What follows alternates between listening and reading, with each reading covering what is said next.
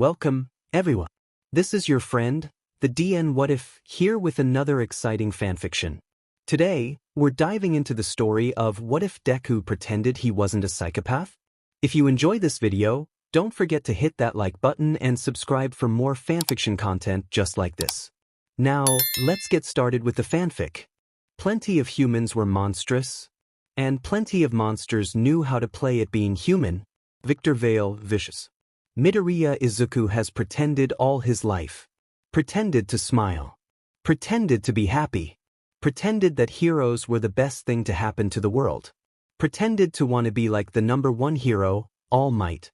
He figured the reason he did that was because he wanted to surpass All Might, to be the best hero. That was not the reason. When Izuku was 10, he witnessed a fight between All Might, who only came to Japan to visit, and a villain who could pull weapons from his skin. The villain, Miyano Hikaru, one who refused to parade around in masks and silly costumes and did not use an alias, killed 9 people in one day, using a minigun he made on the spot. He committed the crime in broad daylight, and Izuku had been hiding in the convenience store with his mom when All Might came flying in. The villain, Izuku saw the irritated expression, for it was as clear as the glass of the window at their apartment that his mom polished regularly, seemed to realize that All Might would be able to thwart his bullets easily and dropped his minigun. The gun did not disappear. The villain skimmed his hands over the bare skin of his arm, from finger to the corner his sleeveless shirt, where a fair bit of muscle rests. Then, the second time he ran his hands down his arm, he stopped, pulling something big out. An RPG. All Might's eyes widened when he realized that there were still civilians in the building behind him, where Izuku was. It was at that point did Inko pull him behind the shelves to shield him before the horror about to unfold. The RPG didn't fire. All Might was too fast and had subdued the villain. People held him high. Sang praises for his never-wavering, never-panicking smile once again. The news showed him for 10 minutes. He gave interviews. No one remembers the villain's name. Except Izuku. All Might had achieved greater achievements than this. But this was the first time Izuku had witnessed it, and it was when he realized he didn't want to be like the #1 hero. He wanted to beat him. Wanted to surpass him in any way possible while looking down with a smug and satisfied smile. A hero would be the most efficient, but how was one without a quirk supposed to be a hero? And it was just his luck when Sensei kidnapped him. He was walking home. Beaten. Bloodied. Bruised. Blue. Demend them alliterations. Fresh out of a one-sided fight with Kaken. He didn't really know why he put up with the bully. Perhaps he just wanted to keep up the facade of an innocent. Maybe he knew he was too weak to fight and found it less bothersome to just let Kaken blow off some steam and smoke. Or he was just simply too lazy to defend himself. After all, he was quirkless. That meant he was useless. He was Deku. Kurogiri dropped him at the bar, with Sensei on the call. Now, 5 years later, he didn't really remember how exactly the persuasion went. Though he did remember Sensei offering him a quirk and him taking it. He remembered how Sensei called it one of the most powerful quirks to ever exist. He remembered him asking why Sensei won't use it for himself. He remembered Sensei saying it drives the user insane and that he took the quirk from a mental hospital. He remembered not caring as long as he can beat All Might and his beloved Kaken, if he keeps the promise of becoming the #1 hero. Now, Midoriya Izuku was not crazy. Even despite the fact that he was a psychopath. Or the time when Sensei said he was. Or the one time he jumped off a 10-story building to escape even though Eraserhead had his eyes trained on Izuku's back because he had a sneaking suspicion that the underground hero would not let a kid die, even if they're a villain. Or the time he went to see a fight without a disguise when both the hero and the villain knows his face and he has a high chance of being discovered. Or the time he killed someone before Tamura could. Or the time he let himself get arrested because he found that breaking out of the precinct was more convenient than running away or fighting, even with his quirk. Or the other time when he walked into a building with a bomb strapped to his chest, confident he can just use his quirk to thwart the explosion even though he's never ever tried to use it that way before. No, he was not crazy. Reckless, but not crazy. One thing he is, though, is lazy. If you say that to his face, he would strongly deny it, claiming he just a big fan of not expending more effort than what it needs pass. He was intelligent, and rather than using that cunning to plan world domination and whatnot, he sat idle, thinking of ways to pass time and of the easiest and most convenient ways to get things done. He knew how to fight, but would rather not to, as his quirk was useful in many areas. On days he felt horrible, he wouldn't even use his quirk. Today, he rests his chin on his knuckles, eyes darting lazily, like everything he does, across the Monopoly board. Tamura sat across from him, restless, and handed him the dice. Izuku rolls, moving his shoe and landing on the chance box. He picked a card. That's it, Tamura. No honorifics. They were like brothers, after all. He threw the card down for his opponent to see, moving as it says to a railroad, passing go and collecting M200. Tamura was not stupid. Despite his childish attitude, he was almost as intelligent as Izuku, which was already above average. He knew Izuku for 5 years already. He knows that Izuku is a lazy motherfucker, and whenever the green-haired villain moved the pieces physically, warning bells starts to ring in Tamura's head.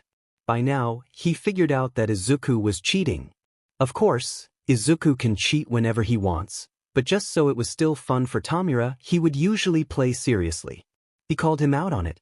Tamura knew that Izuku was a poker genius. He knows that the teen had rigged the chance cards, memorized the order of which they were shuffled. He knew he took more than one card because the card he was meant to take was not in his favor. Either that or Izuku just used his quirk to control the dice because he knew that the card was good. Usually, Izuku would lie his way out of situations like these. He had a tongue like silver, almost as good as sensei at manipulation. But today he deemed it not worth the efforts, it seemed. He mutters a "you caught me" and spun in the booth to lie down on his back, most likely to take a snooze. Tamura huffed in frustration. He hasn't had a proper game with Izuku for a while now, and that was boring him. "Stop scratching your neck, Tamura," Kurojiri said from behind the bar. "We know you're quite restless now, but we will attack tomorrow." "Kurojiri," Izuku piped up in a sing-song voice, "can I fight the strongest person there?" Looks of surprise registered the two other villains' faces. Izuku would usually ask for the easy one so he doesn't have to expend any energy. "I'm bored," he added to convince the Black Mist. Kurojiri was quiet for a moment, before confirming with the teen, "How about Endeavor's son?"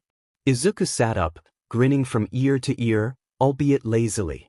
"That sounds like fun. Fools who run their mouths off wind up dead." Aaron Burr, Hamilton, an American musical. Izuku bounded out of the Black Mist excitedly. He could almost feel the ripple of shock spread through the students at the villain's sudden appearance and a slight panic.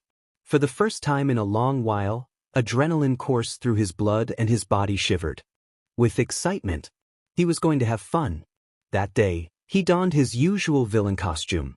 A green hoodie, sleeves rolled up past the elbows and the hood with rabbit ears, a mockery of All Might's hair. His mouth guard covered the bottom half of his face, the front a metal plate and the sides, reaching his ears, were sharp teeth reminiscent of a smile.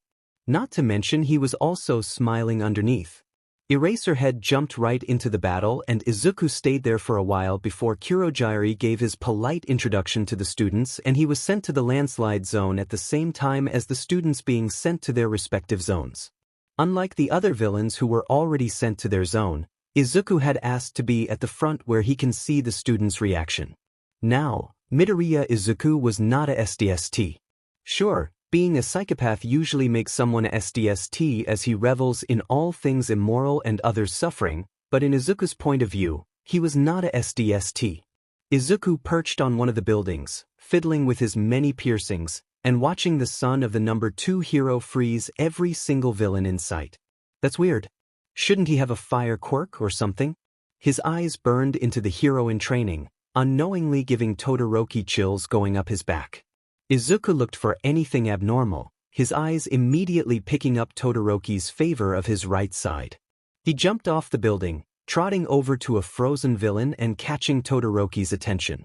Heterochromatic eyes followed Izuku's movements as he yanked a device from the villain. Villain, Bane. Name, Yamada Aki. Quirk, fire immunity. A female villain whose biggest crime is arson. Shouldn't she be at the ruins zone? Todoroki put his right foot forward, ice spreading towards the young villain. Izuku smiles, adjusting the flamethrower and firing it towards Todoroki's ice. It melted. Izuku took off towards Todoroki, his feet touching the ice for only a split second, too fast for the hero in training to freeze him. He dodged every spike of ice thrown his way and vaulted every wall of ice that slammed up in front of him. And before Todoroki knew it, the villain darted to his left side and tackled him. He discarded the flamethrower, instead favoring a throwing knife he kept strapped to his thighs. He pulled it out and held it to Todoroki's throat after Izuku straddled him. He was careful not to let the knife touch the right side of his neck. "Todoroki-kun, was it?"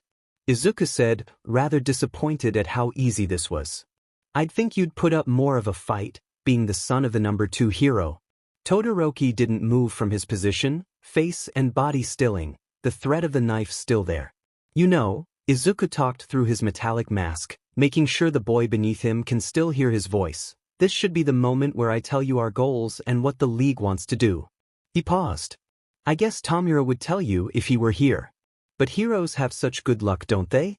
In fact, just me sitting here, shooting the breeze, I'm actually increasing your survival rate. Who knows, maybe the moment I decide to kill you, some random hero will come and help you." Todoroki didn't react. "You should have your father's quirk, right?" Izuku asked, ping his head. "Next time, fight me seriously. Without holding back." Todoroki gritted his teeth. Did Izuku hit a chord? The villain made a note in the back of his mind. "Holy shit." The words left Izuku's mouth as he leaned in to study the other boy's turquoise eyes flaring with anger. "Your left side is appealing." Todoroki's eyes widened, ice spreading from Izuku's leg to his knife so fast he didn't catch it.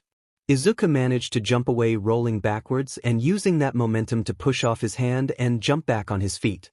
He applauded himself mockingly for that acrobatic stunt. "Oya?" Izuku observed the hero in training as he got back to his feet. "So he has something against his left side?" Izuku racked his brain. "His right side is his mother's undoubtedly, and his left is Endeavor's. So he can use fire too. There must be a reason he isn't using his flames. The scar, it's only on his left, meaning someone must really hate that side of him. Did Endeavor do it? It could be a possibility, considering his flames and all. But no, Endeavor wouldn't hurt the left side. He probably wanted Todoroki to be a greater hero than him one day with the quirk." Izuku's seen how his name was spelt. Shudo with the kanji for burning and freezing. Someone else then? Someone that hates Endeavor? Izuku could really break the poor boy if he wanted to. Maybe he'd WHP out his favorite weapon. Was he mumbling? He'd learned to control the habit and keep it all inside his head now. "Are you fighting for real now, Todoroki-kun?" Izuku said tauntingly. "You finally going to take after Endeavor?" The ice came faster this time, giving Izuku a harder time dodging it or melting it with the flamethrower that he picked up again. The ice on him had already melted as it was a thin enough layer for Todoroki to use it that fast. "I will never be like my father." He wasn't shouting it, Izuku mused. "It's more like a cold fury. You want to be like All Might, don't you? A hero?" "Bingo." Todoroki faltered. Izuku felt a lick of pride at being able to break the boy's cool facade when the other villains couldn't even make him lose his composure. "Your mother," Izuku tested if the woman would spike a reaction from the boy. It did, to the villain's delight. Todoroki reached for the scar unconsciously. Originally, Izuku was going to ask how his mother was, but now he had an even greater idea. The ice stopped, the hero in training taking a break. "Your left side is appealing," he started. "A shame your mother didn't think the same." He lost it. Todoroki rushed forward, spikes of ice coming up from underneath Izuku, aiming to kill. His strikes came fast, his punches coated with ice in a style that was, Izuku noted with some surprise, quite similar to a villain he knew. Sawamura Hikaru, a mixed martial artist who fights underground quite often. Quirk, drain, slowly, really slowly, drains opponents' energy with every contact. Despite the benefits it will have with their quirk, they don't use grappling much in the ring, claims it doesn't bring the same thrill as beating a well-rested opponent. Izuku could understand that. Affiliation, not in the League of Villains, yet. Izuku dodged every swing, jumping out of Todoroki's reach. "Are you angry, Todoroki-kun?"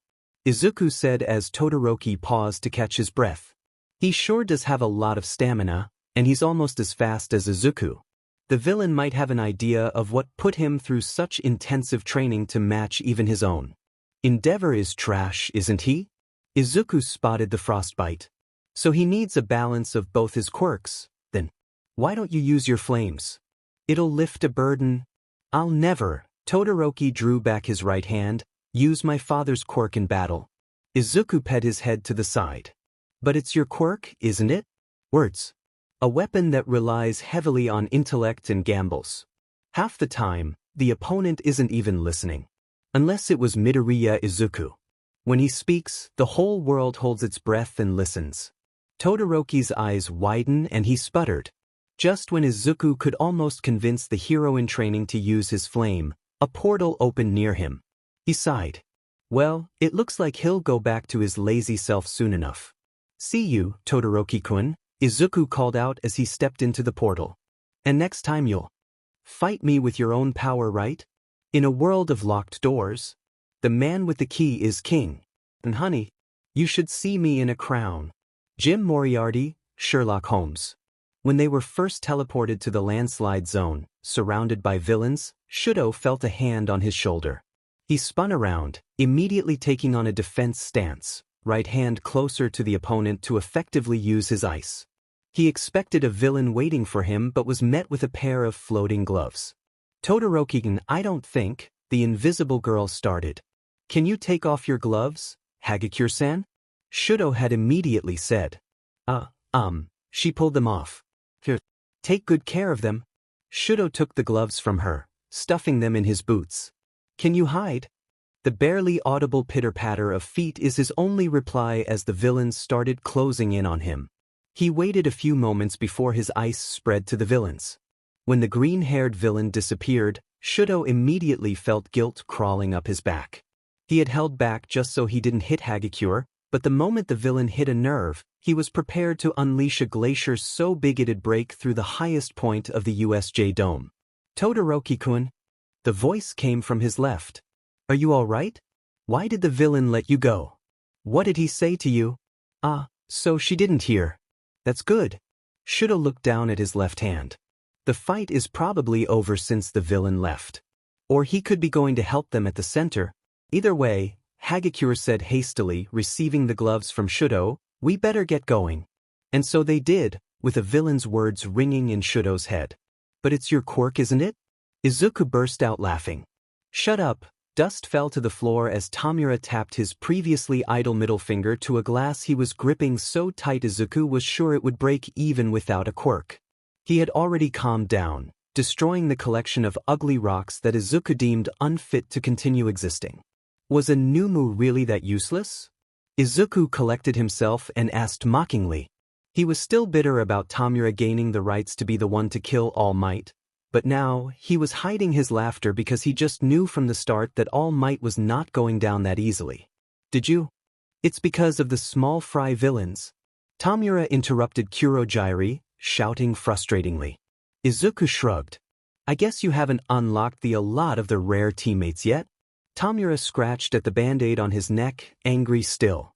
Then what are you? Izuku gave a lazy grin, a thumb pointing to himself. I'm already legendary. Tamura blinked once through the hands attached to his face, a moment of silence passing through them before looking away. A breath that could have been a laugh was heard. Kurojairi continued what he was going to say. Did you beat the son of Endeavor? Izuku jumped to sit on the bar, his legs crossed and head thrown back. Didn't want to fight someone that's holding back, he said nonchalantly. Besides, the guy's interesting. The two older villains snapped their heads in Izuku's direction, freezing. Izuku was a lazy and easily bored character. Rarely anything excites him anymore. He found his fun in ruining people and fighting the strong, neglecting his quirk one too many times and getting beaten up pretty badly for it. Sensei had told him his quirk can stitch wounds back up if he knew how to do it, and he did, except he couldn't be bothered to gather that much focus to weave his skin back together. There had been only 3 people, including All Might and Bakugo, that attracted the attention of Midoriya Izuku, a terrifying villain to have the eyes of. Izuku propelled himself off the bar, ignoring incredulous stares from Kurojiiri and Tamura. "I'm going out for a smoke." After Izuku bandaged the burns and scratches from handling the ice, he stepped outside the bar into a dank alleyway that smelled of rain from the night before. He dragged his feet across the wet concrete, coming to lean at the mouth of the alley, pulling out a cigarette box. He shook the box a few times, squeezing it when a cigarette jumps up and suspending it. He took it in his mouth, a lighter already in his other hand as he put the box away.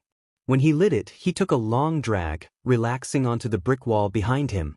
Smoking was not the only thing that can relax him. Sleep can, but that was inconvenient. He only preferred to sleep in a room where only his quirk can open a way into the room, like his bedroom of 4 walls with no way out save for when he molds one into the plaster. He preferred smoking because it was fast and didn't require much effort as his other method. His other method was rather sinister. Though the end results were much more satisfying and euphoric, it takes months to do. The last time he did it was with a child. Izuku was coming back from scouting out the students attending UA and taking a walk, when he spotted the swing set and the lonely girl sitting there, as if she came straight out of a movie.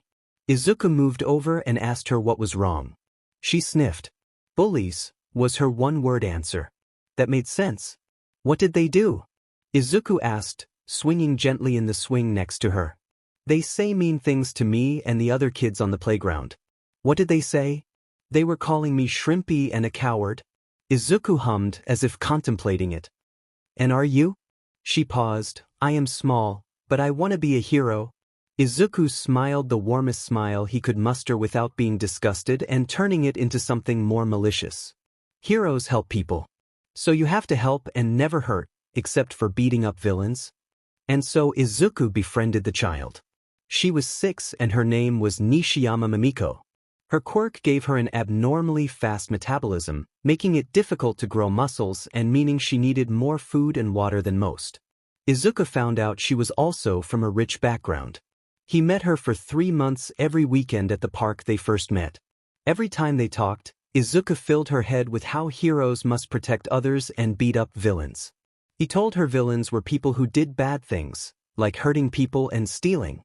Mimiko asked if the bullies were villains. Izuku never answered the question. Izuku always stood opposite Mimiko when they talked. He'd nod to what she was saying. He would look interested in what she ate that day. He would subtly mimic her body language. And when he was sure the child had grown attached, he had told her that she should start doing great deeds and help people. He nodded and smiled every time she mentioned a villain and beating them up. Soon, all she talks about is how she was going to beat up a villain, and she must have thought that Izuku approved, as the day he was waiting for came a week early. He walked to the park and saw Mimiko punching and kicking the kid Izuku had identified as the ringleader of the bullies. He rushed over to pull apart their small forms, fussing over the crying boy. Mimiko looked confused. When the boy went running home, Izuku turned to Mimiko. "Why'd you hurt him?" Mimiko bit her lip to keep it from quivering and said, "He was a villain, saying mean things." "But did he hurt anyone?" Mimiko's eyes widened, her mouth forming an O. "Only villains hurt people, Nishiyama-chan." "And you hurt him?" Tears welled in her eyes. Izuku closed his eyes sighing, then opened them again, holding an uninterested look in his eyes, as if she wasn't even worth a thought. "I thought you wanted to be a hero." "Disappointed in you?" The look she wore, as if her world came crashing down. Izuku loved words. They were more than his weapons. They were the key to the Pandora box they call a mind. And he loved breaking it open to see what was inside. Izuku frowned. He dropped the cigarette, crushing it underfoot and pulling out another one. Izuku isn't a chain smoker. Well, at least he wasn't. Not until a pair of heterochromatic eyes pierced through the thick armor protecting the facade he calls disinterest. He took another drag from the cigarette. The "I'm disappointed" wasn't his favorite trick in the bag. If he had to choose, it would be either the surgery or the guilt. It wasn't too long ago that Izuku just happened to pass an old acquaintance. They chatted for a bit and she just happened to mention a man that recently started jogged along the beach regularly. Izuku decided to check it out to see if he would be a suitable plaything. He wore a tracksuit and dyed his hair orange, then clipped it up. He ran into the man, a spindly, skeletal man named Yogi Toshinori. He told the man he always jogged here in the morning, but was hospitalized for a few days, hence his absence. They became fast friends after that. He built a story for himself. Seki Rin, a boy who was going to Yue. He told him he had a pyrokinesis quirk, though he can't create his own fire. The man encouraged him, said he would be a great hero and should follow his dreams. Izuku laughed and said maybe not, since he had been ill for a long time since children. The man had an injury, one that made him cough up blood. Izuku gathered from what he heard and observed that Yagi was a former hero. When Izuku confronted him on that, the man replied that he will be working a small job in UA and that he will see Izuku there. That only made Izuku happier as a plan formulated in his mind. Over the months, he made sure Yagi knew of how much he wanted to be a hero and wanted to attend UA. Then the time came. Yagi-san, Izuku said one day. Yes, Seki-kun? I'm going into surgery soon. The man looked surprised. I won't come for a jog until I get better. But I will get better before the entrance exam to UA, so I'll see you there. Yagi smiled reassuringly. But Izuku never showed up. To UA or to the jogging route. He monitored the man when he jogged the day after the entrance exam and saw the tight line of his mouth and his stiff expression. After a few days, his face crumbled and he punched a broken dishwasher on the beach, startling a homeless man who stored his belongings in a fridge. That satisfied Izuku enough and he left the man alone. Izuku once met an obnoxious woman at a cafe. He didn't need to work long on her and baited her. She was book smart, a brilliant debater and an aspiring prosecutor. That made it all the more easier. He was 12, called Seki Guren, and a nihilist. He once said to her, "What is the point of doing small, unmemorable things when you are going to die and in a few centuries no one will remember your name or that you existed and you will only be a name in a system forgotten and traded for a new one?" She replied, "If you want people to remember you, you can always just break some world record. Do you remember who the discus-throwing champion of ancient Greece, 1000 BC was?" Before she could reply, Izuku continued, "No, because no one cares. Besides, if someone breaks your record, you will forever be forgotten. Do you know who Asafa Powell is? No. Well, do you know who holds the record for the fastest 100-meter run without a quirk? Usain Bolt, of course. Well, Asafa Powell held the record before Bolt." The woman, Tachibana Tamako, drained her coffee cup, still boiling hot liquid pouring down her throat, and said, "What you're saying is, there is no point in living. We should all just die because life is meaningless." She paused. "Well, why aren't you dead?" Izuku dumped a sixth cube of sugar into his hot chocolate. "I've considered it.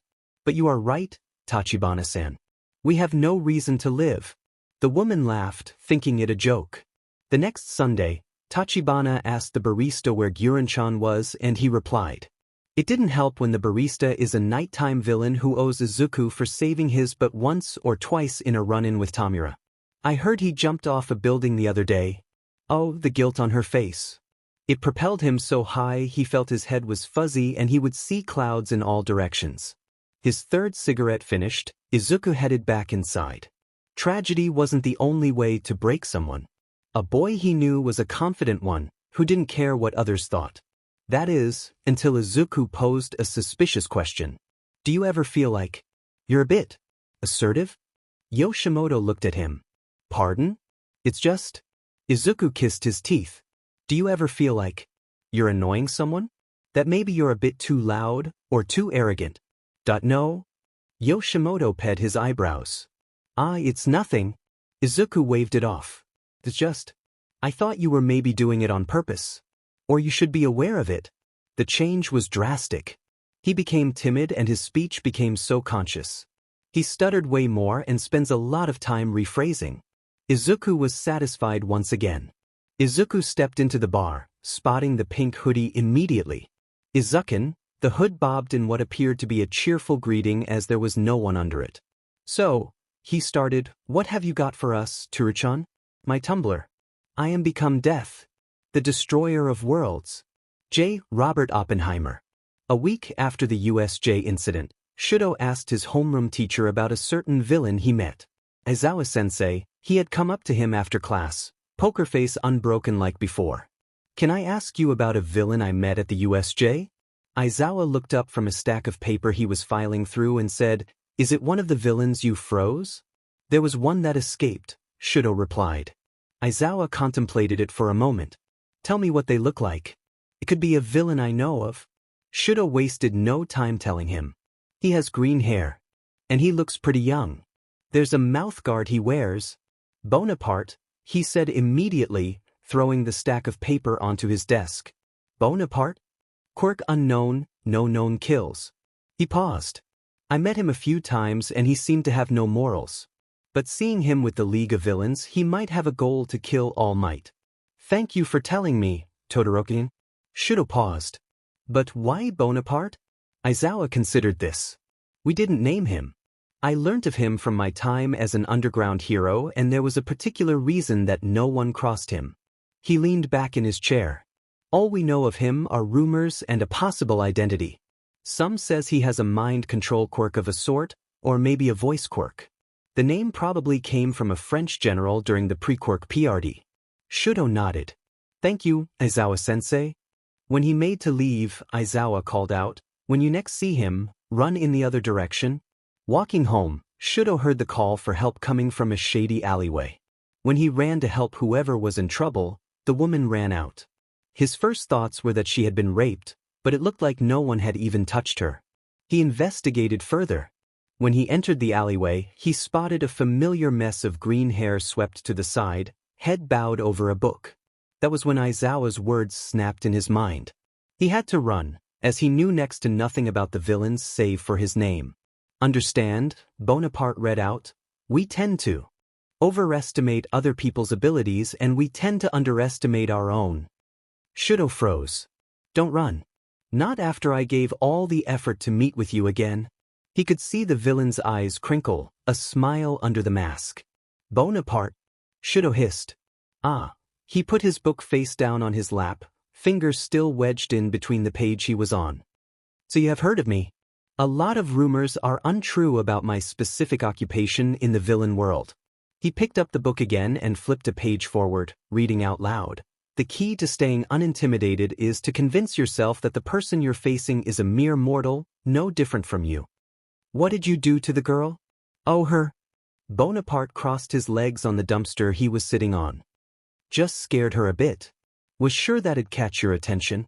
Why do you want to meet me? Shudo really wanted to run. He needed to. But Bonaparte's voice just seemed to captivate him. He spoke in a rhythm, poetically, and his voice was low and raspy, painfully slow as if he had all the time in the world. Did you know that scientists believe that the source of quirks relies on how much of that nasty nuclear power a particular place has? Bonaparte turned another page. That's why Russia and America are among the top in the world of the percentage of the population with quirks. But despite that, Japan still has the biggest population percentage with quirks. Sure, we use a lot of nuclear nowadays, maybe not in war weapons, but if you think about it, there is one particular event that stands out. Do you know what that is? Why would I know? Shudo's voice was cool and blunt. The villain looked up, his eyes tired. He whispered, just loud enough for Shudo to hear through his mask, Hiroshima and Nagasaki. Shudo knew about pre-quirk wars. He marveled at the crazy things that humans did to make up for the lack of power they had now. From nuclear weapons to firearms to airplanes, humans probably wouldn't have come that far if they had natural power that people these days call quirks. You know, I know a guy who thinks that quirks are a sort of special spreading sickness, and a boy who blames it for the halt of any of humanity's possible progress, the villain continued. And in a way, I agree with their thoughts. You have a quirk too, Shudo retaliated. How do you know? Didn't Eraserhead tell you that no one knows what my quirk is? Surprise flitted across Shudo's face. A quirkless villain that people feared? Bonaparte laughed. I have a quirk. But unlike you, I don't really repeatedly rely on it. He pointed to Shudo's hands. What are you going to do when you meet a ruthless, vicious villain who doesn't play fair and possesses an erasure quirk like Eraserhead? I used to know a terrifying criminal, not villain. He doesn't believe in such classic, threadbare theatrics. In Yokohama that could nullify someone's quirk and sometimes the effects of mutation quirks. But only if he touches them. I don't suggest facing someone strong like him with full reliance on your quirk. I'll defeat him before he can even lay a hand on me. Bonaparte laughed once again. Oh, precious. If you were his enemy, you wouldn't even see him coming. Besides, he has a leash on probably the most powerful man in Japan next to All Might. But we're gradually getting off topic. Todoroki-kun. Huh? You were the one that started talking about it? What's that? Bonaparte leaned forward. Am I getting under your skin without even mentioning your most mysteriously mental mother? Who drove her to act abruptly atrocious like that, more than physically scarring her own son? Endeavor. What? Why did he say that? Did Bonaparte really have a mind control quirk? Because it wasn't that Shudo just wanted to hear his thoughts on it, wanted to hear him speak more. It wasn't the way he pronounced "at" so clearly, emphasizing it. Or his drawn-out "s." No, that must be his quirk, a kind of hypnotizing. The villain hummed. He propelled himself off the dumpster, gliding in terrifyingly silent walk towards Shudo. He handed the book to the hero in training. My quirk has nothing to do with the human mind, for your information. Shudo looked down at the title, taking it and forgetting all cautiousness. The 33 Strategies of War by Robert Greene. He flipped to the back. The book was dated to be published back around the early 21st century. That was almost 200 years ago, just after the time the luminescent baby was discovered. My name's Midoriya Izuku, by the way. The villain pulled off his mouthguard mask, a smile on his lips. Call me by my name. Shudo looked at him. Was he a villain?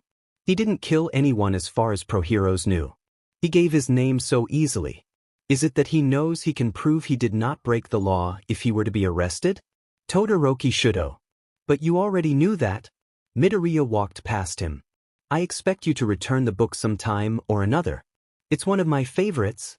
And with that, he tucked his bandaged hands and mask in his green pockets and turned left into the street. Oh, Todoroki-gun, Izuku mused out loud, looking up to the sky, a rare grin of excitement appearing on his face. My Bonaparte doesn't mean Napoleon. He stopped on the nearly empty street and closed his eyes as the first rain came down from the gray sky. It means Josephine, the idea of Izuku's costume. Better one bad general than two good ones. Napoleon Bonaparte.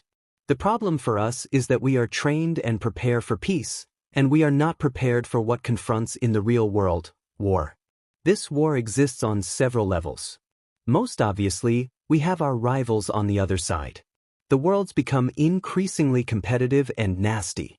In politics, business, even the arts, we face opponents who will do almost anything to gain an edge.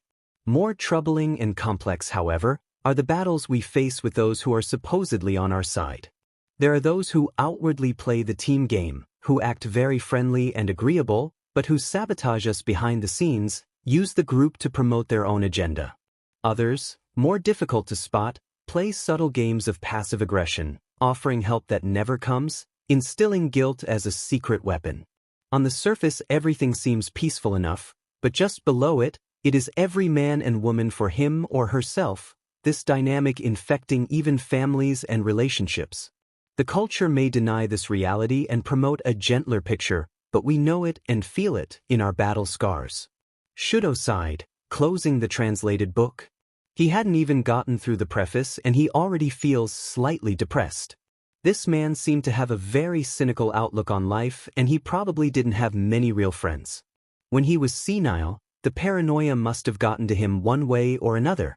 What Shudo wonders, though, is if this is one of Midoriya's favorite books, how does he view life? The hero in training stood from his too-soft bed. Aizawa had announced when he came back that, battered and broken, the sports festival was taking place in a few weeks. The effects of the USJ had barely just subsided and they claimed the sports festival cannot be cancelled. Even in his top form now, he can't afford to slack off his training, so Shudo slipped on a sleeveless shirt and headed off to break his muscles down and build them up all over again. You know I can't skip Saturday so suddenly, Sawamura-san, Izuku said as he lay his head down on his arms, closing his eyes. Suit yourself, Sawamura said, rapping. Their hands in bandages, the tournament starts tonight.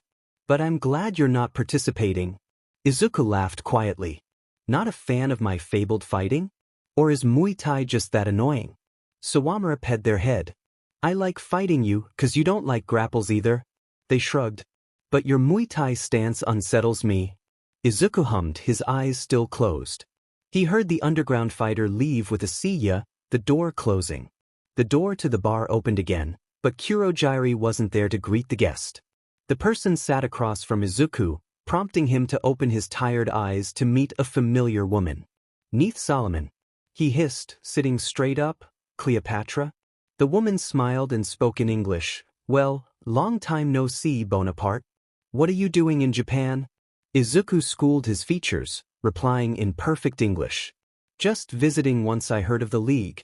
Neith rested her cheek on her knuckles. Looking 10 years younger than her, she was not the most appealing woman, nothing worth noting in her appearance save for her dark eyes. But there was something that made a 9-year-old Izuku ask her how she did it.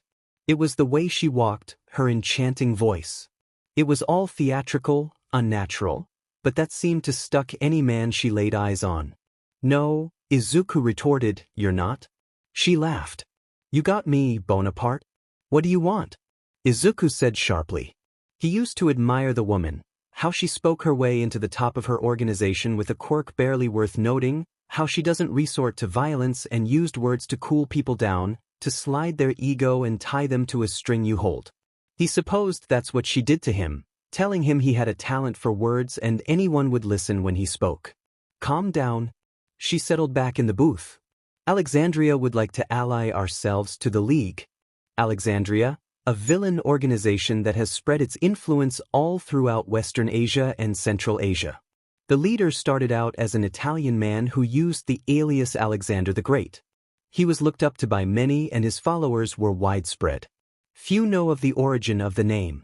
After he killed himself so to not be taken alive, 2 men succeeded him.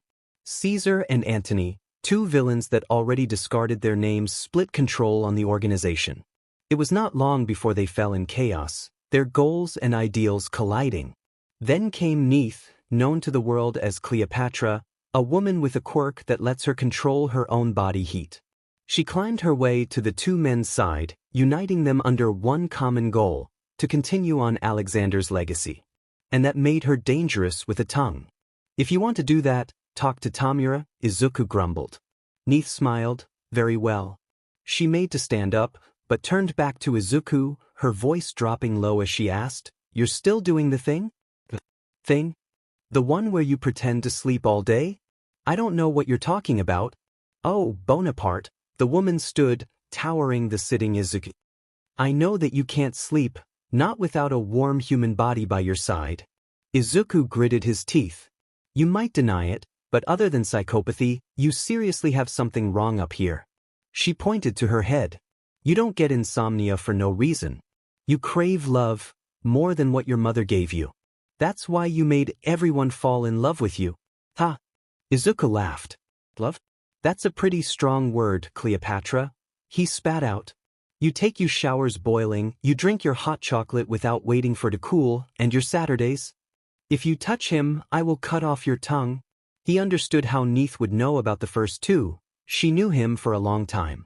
But how did she know about his Saturdays? Protective much? You don't even care about him, you just relish his attention. What excuse did you give yourself? I need him on our side, his company will grow in the future, really? You pathetic. Izuku lunged across the table, his fingers closing around the other villain's throat. She choked, trying to pry his strong hands away from her windpipe. You should be prepared to die the moment you speak like that to me, Ohaim-sama. He whispered into Neith's ear, unaware he had reverted back to Japanese. She was so cold, her skin so inhumane that he wanted to cut her open just to feel her warm blood, to prove she was mortal. He almost laughed. The irony in him telling Todoroki how your enemy is mortal and now this unsettles him. Why you see can't, she choked. See can't cook a kill, a breath in. Kill me. Oh I can. Caesar will get our revenge. And Tony will. Not if he doesn't know where you went. Her eyes widened. Izuku just purred on slowly, don't look at me like that, Beach. You might be this world's top seductress, but war is Caesar's strong suit, sadly. You should have told someone where you were going. But you always loved independence, didn't you? More than you wanted the two men to forever fawn over you. You're not the graceful, good-natured, guileless girl that united a failing, falling empire. You were the sick, slippery serpent sneaking into the Garden of Eden and convincing the absent-minded, eagerly earnest Eve to eat the fruit. You make them greedy, Cleopatra. I did tell. Tell someone. Liar, Izuku hissed. I can see the desperation in your eyes, Oheim. He let go of her. Go, he said. Get out of my sight. Where? Fitting, considering your name. She coughed, gagging and rubbing her bruised throat. She stumbled over to the door, pushing through it. Izuku looked down to his shaking hand. It hurts. Something hurts. He didn't know what it was, but it hurts. It hurts so dim in FNG much. Izuku slid down next to the booth, clutching his chest. He felt nothing. No sadness, no frustration, but something just effing hurts. He was crying. He was laughing. Why was he crying? Why was he laughing? Because if Saichuarts. F dash dot. Izuku whispered. Izukin, Kurojairi said, appearing in mist from behind the bar. Kuro. Izuku managed to say, I should still have my tablets in the back. Can you? I threw them out, Kurojairi said. They're really harmful to you, Izukin. You need to get your mental health checked? No. Izuku said a little too forcefully. No, he repeated quieter. I'm not. He took a deep breath. I'm not like that. I'm not. Wrong. Kurojairi was silent for a moment. It's Saturday. I don't think you want to be high when you go. Izuku slowed his breathing once again. You're right. Silence enveloped the two. You're right. If the words are going to move someone by themselves, they have to be pretty powerful. Todoroki Shuto, Boku no Hero Academia. Izuku grew up realizing that his mindset was not like others. He didn't know at first, of course, but he saw how other people reacted to pain and death of others. Izuku, in turn, felt a slight satisfaction at the headline he could barely read that came up on the news, and a slight disappointment at the pixelated gore. He never had a name to put on this strangeness, but then his mom muttered about how horrible it was and Izuku frowned. After that, Izuku perfected his mom's grin. He'd stand in front of the mirror and bare his teeth in a friendly manner, enough to outshine the sun, a carbon copy of his mom.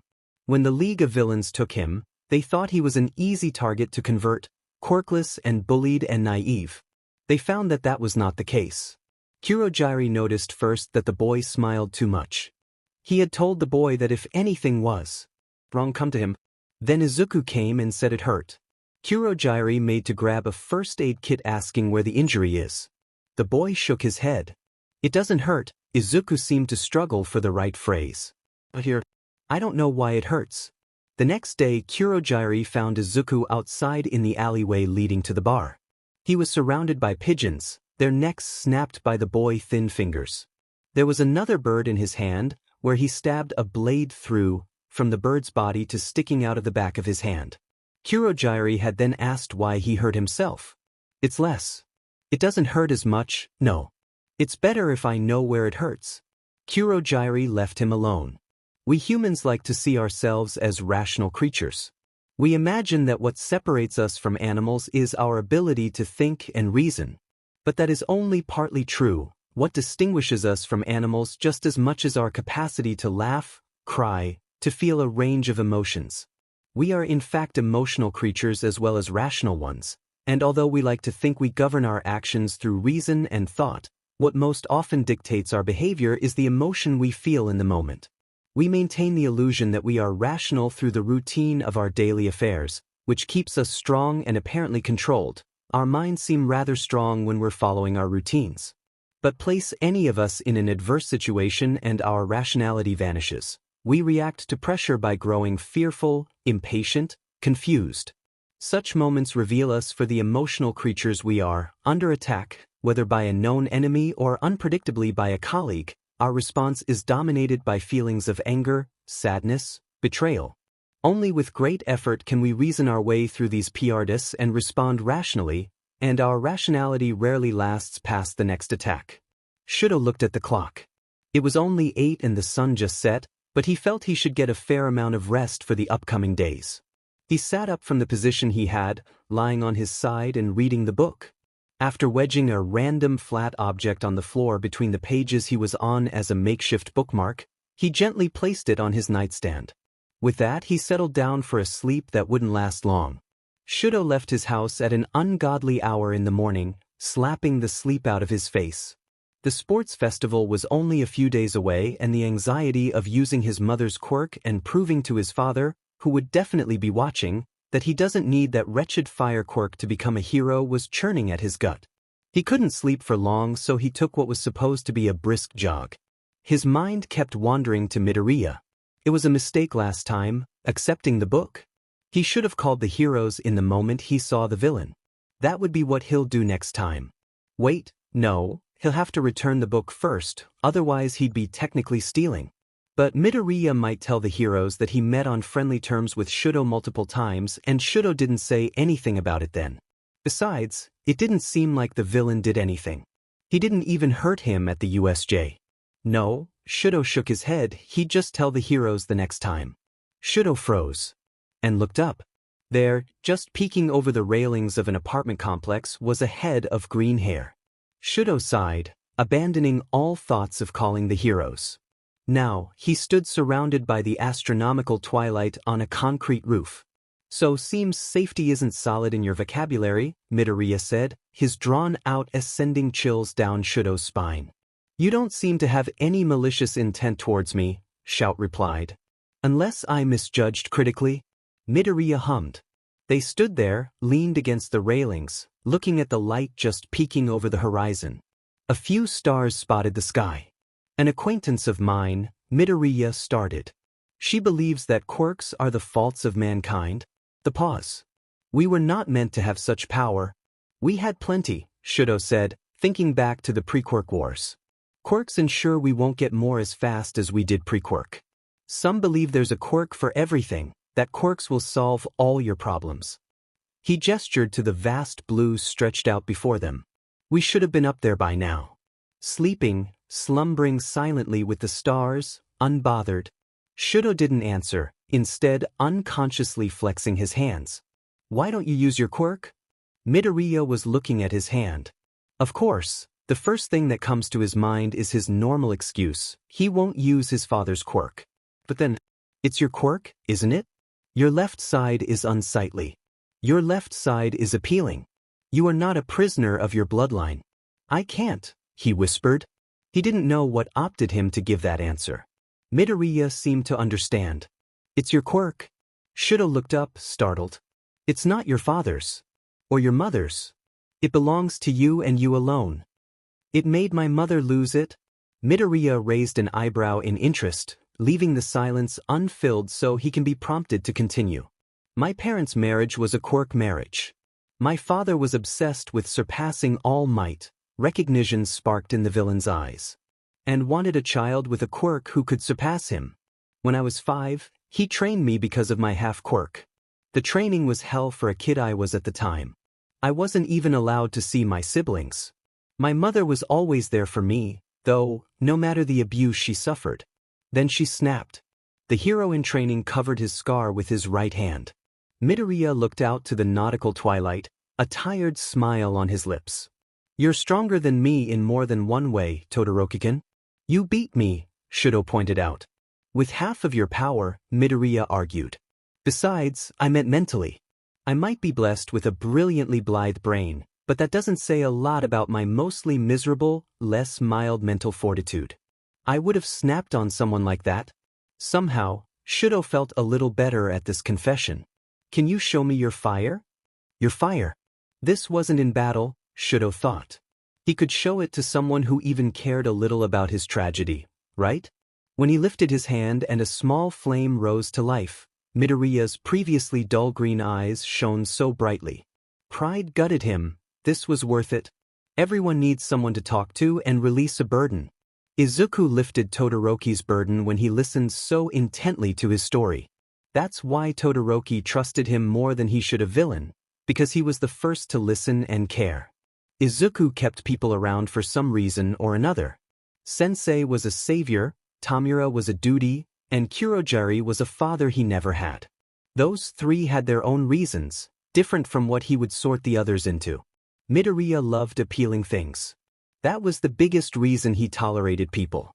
Saturday, Todoroki's left side and his red flames, the flower of Kaken's explosions, the sound of his mother's voice, the curl of Overhaul's eyelashes, the light movements of Eraserhead's graceful fighting, the prideful cries of Sawamura's clean victories, the softness of Eri's hair, the flair in Turu's fashion. Now that Todoroki fit into the list, an unconscious part of Izuku told him that the hero in training belonged to him and him only. And so he felt anger. Unbridled anger. All Might and Kaken slipped down a rank, Endeavor and his wife topping his hit list. But he filed his emotions away, keeping them on an easy-to-reach tab in his mind. Easy enough to use on a moment's notice. Because no one touches what was his. You can set yourself on fire, but you're never gonna burn. Burn. Panic. At the disco, crazy genius. So you want to add me to your numbers? Izuku holds 2 cards in one hand, trying to lean it against each other on the house of cards he was building on the bar. Kurogyari stood frozen behind the bar, a bloody wound on his sleeve. No matter what you want to accomplish, it is necessary to have conviction and longing. Tamura was pinned on the floor by 2 knives, one of them going straight through his shoulder. A replay of the finals of the sports festival hums on the television above the bar. Those without it and those who are weak will be weeded out. It's only natural. That's why it turns out like this. The hero killer's voice was surprisingly clear and had a convincing lilt to it. Izuku, get rid of him, Tamura said, annoyed and in pain. Don't wanna, Izuku replied stubbornly as his still hands placed a card on top of 2 pairs leaning on each other. Kurogyari, they can't move, the black mist said. Izuku hummed. Must be his quirk. He studied the scene, Stain crouched atop Tamura, 2 knives poised to take his life and Kurogyari frozen with his hands lifting from his side a little. A blood quirk? He liked the blood earlier, so he can paralyze a person by consuming their blood. But there's more to it. What's the time limit? Is there a set or can he lift the paralysis at will? If it's a set time, does blood type affect how long they are frozen for? Does the time limit dwindle if he has a lot of people under the paralysis? Stain gives a wary look to the teen at the bar. Was he a villain? Or just a crazy rebel who happens to know the villains? He looked back down at the villain beneath him. This society overgrown with fake heroes, where the word itself has lost its true meaning, and the criminals who wave their power around idly, should all be purged. Tamura's hand flew up to grab at the moving blade. Wait a second. The blade cracked. Not this palm. I'll kill you. Stain's eyes widened as the spiderweb of cracks spread. You sure talk a lot. The knife turned a shade of brown. Conviction? I don't have anything grand like that. The blade turned to dust just as Tamura squeezed his palm together. If I had to say, yeah, it'd be All Might. Izuku turned around in his stool to see the scene unfold. He remembered when he was 10 and his knee was 15. Remembered the dust on the floor. Remembered Tamura's rage at All Might for bringing their sensei down and disfiguring him so. I feel like I really want to completely crush this society, where trash like that gets worshipped. His red eyes shone with a manic gleam as his voice took on a facetious tone. Stain jumped away as a hand came swinging in close proximity to his face. My last injury was finally about to finish healing. Tamura stood up. We don't have a healer in our party, you know? He scratched his neck. Will you take responsibility for this? So that's who you are, Stain said. Huh. It seems our goals oppose each other, the hero killer declares. However, we do agree on one thing, to destroy the present. Stop messing around. Go home. Die, Tamura shot out rudely. I'm the type of person you hate the most, right? I was testing your true motives. People who their true colors when they're on the verge of death. Izuku almost said that it was because of father, but he kept shut. It's different, but there is a longing, a warped sprout of conviction living inside you. Izuku gave a smile, though no one saw through his mask. He was no different than his knee. How will you bud? Stain continued. It might not be too late to wait until after I've seen that to dispose of you. Dispose of him? Izuku burst out, laughing wryly. Stain-san, if you value your sanity, you don't try to kill any of us. Kurogyri, Tamura said. I don't want someone this crazy as a party member. Shigaraki Tamura, he will be a great asset if he joins us, Kurogyri said, turning to the hero killer. The negotiations were successful. My business is done. Stain lowered his weapon. Now, return me to Hosu. There are still things I must attend to there. A portal opened. I suggest you take Bonaparte with you, Kurogyri said. We are unleashing something tonight, and he can prevent you from getting caught up in it. Stain eyed the grinning teen warily once again. After a moment, he decided against his gut instinct and replied, Fine. You sounded so cool, Ni. What? It's been a while since you've called me that. I guess I've got the same vibes from the times I followed you around like a lost puppy. Why did you do that anyways? Sensei said I had a duty. You sounded cool too. If you value your sanity, you don't try to kill any of us. You know how to sound badass with threats? It's not a threat, it's a promise. I don't know if you try to sound badass on purpose, or you just press the triangle button and that comes up. It's natural. Besides, you know I'd actually do it. He probably won't even be able to think straight when I'm done with him. You know the extents of my quirk. I know, Izuku. I know. Kaizome looked to the side at the green-haired villain sitting on a dumpster with his legs crossed. They had soared across rooftops, and the kid caught up, smiling like it was a walk in the park. You know, Stain-sen, Bonaparte said suddenly. You don't always need to be so wary of me. I'm seriously against stabbing someone in the back. Just stay out of the way when I do my work, he replied, not wanting to hear more of the kid's voice. He had noticed how the kid speaks, with a rhythm and occasional alliterations. It was like poetry. I will. And that's why I'm here, to keep the numus away from you. I won't try to help with an honestly hard profession as hero killing. Besides, that's your job, isn't it? He laughed a bit. There was something about the kid that seriously unsettles the hero killer. It might be the way he speaks, or the nonchalant way he sees things and talks. Or it could be the way his tired eyes reminded Kaizome of a slumbering beast, a dragon guarding his hoard. If someone were to try and take what belonged to him, he'd wake and he'd burn down the world. And, he continued, I won't be able to beat you anyways, Stain-sen. The gleam in his eyes said otherwise. What's your quirk, boy? Kaizome asked. It doesn't matter, because I don't need it for the extent I'll be with you. Humor me anyways. Bonaparte laughed. I'm curious. The teen hummed. Well, it's a pretty powerful quirk, with some annoying drawbacks. Matter manipulation. A sort of telekinesis? Something like that? He started bouncing the leg he had crossed over the other. I can control things on a grand scale, but I can also control individual molecules. I can even reshape matter on an atomic level. For example, someone with an ice quirk send ice towards me, I can expand the particles to melt it and control it. Then I can expand it more and make it vibrate to heat it up and boil my opponent. It helps when you have decent knowledge on chemistry. The pause. And I can also tear someone apart and reduce them to mere shreds.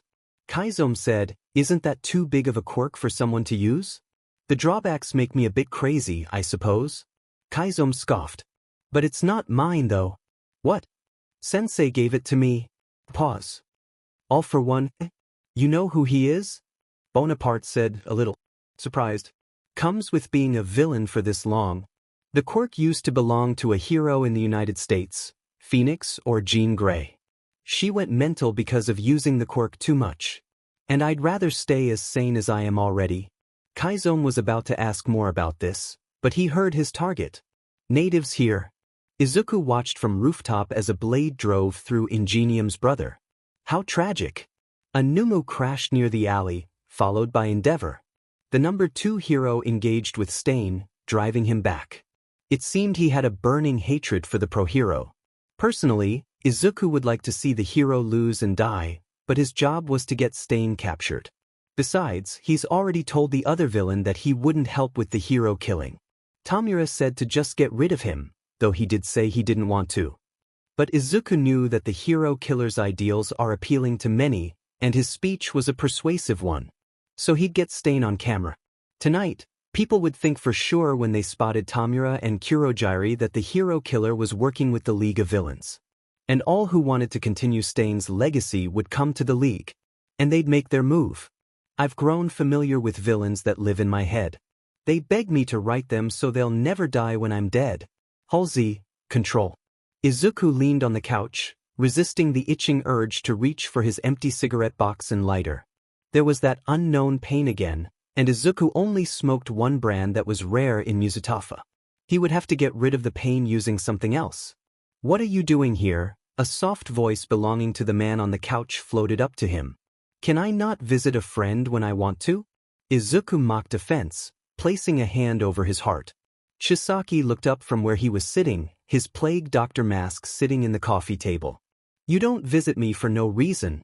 Izuku hummed low in his throat, making his way to plop down on the coffee table. How's Eri-chan doing nowadays? Nothing potent yet, huffed the Yakuza. I wonder, Kaikuen, said Izuku. If when you find a potent solution to this hero syndrome, will you also cure yourself? The other didn't answer, instead placing the 8 precepts mask over his face, shooting a glance to Izuku. Do you think I'm sick? Izuku continued. That I'm dirty and disgusting? You wouldn't want me to touch you. The room was a chilling temperature that made Izuku crave any kind of human contact. Chisaki made to get up, only to be pulled down by the wrist by Izuku, his hand holding firm. Chisaki winced at the contact, hissing. But Izuku ignored that, pulling the white gloves from his hand slowly. Izuku placed the hand, so much power in it, onto his neck, Chisaki's fingers instinctively wrapping itself around his freckled throat. Destroy me, overhaul, Izuku whispered, just loud enough for Chisaki to hear.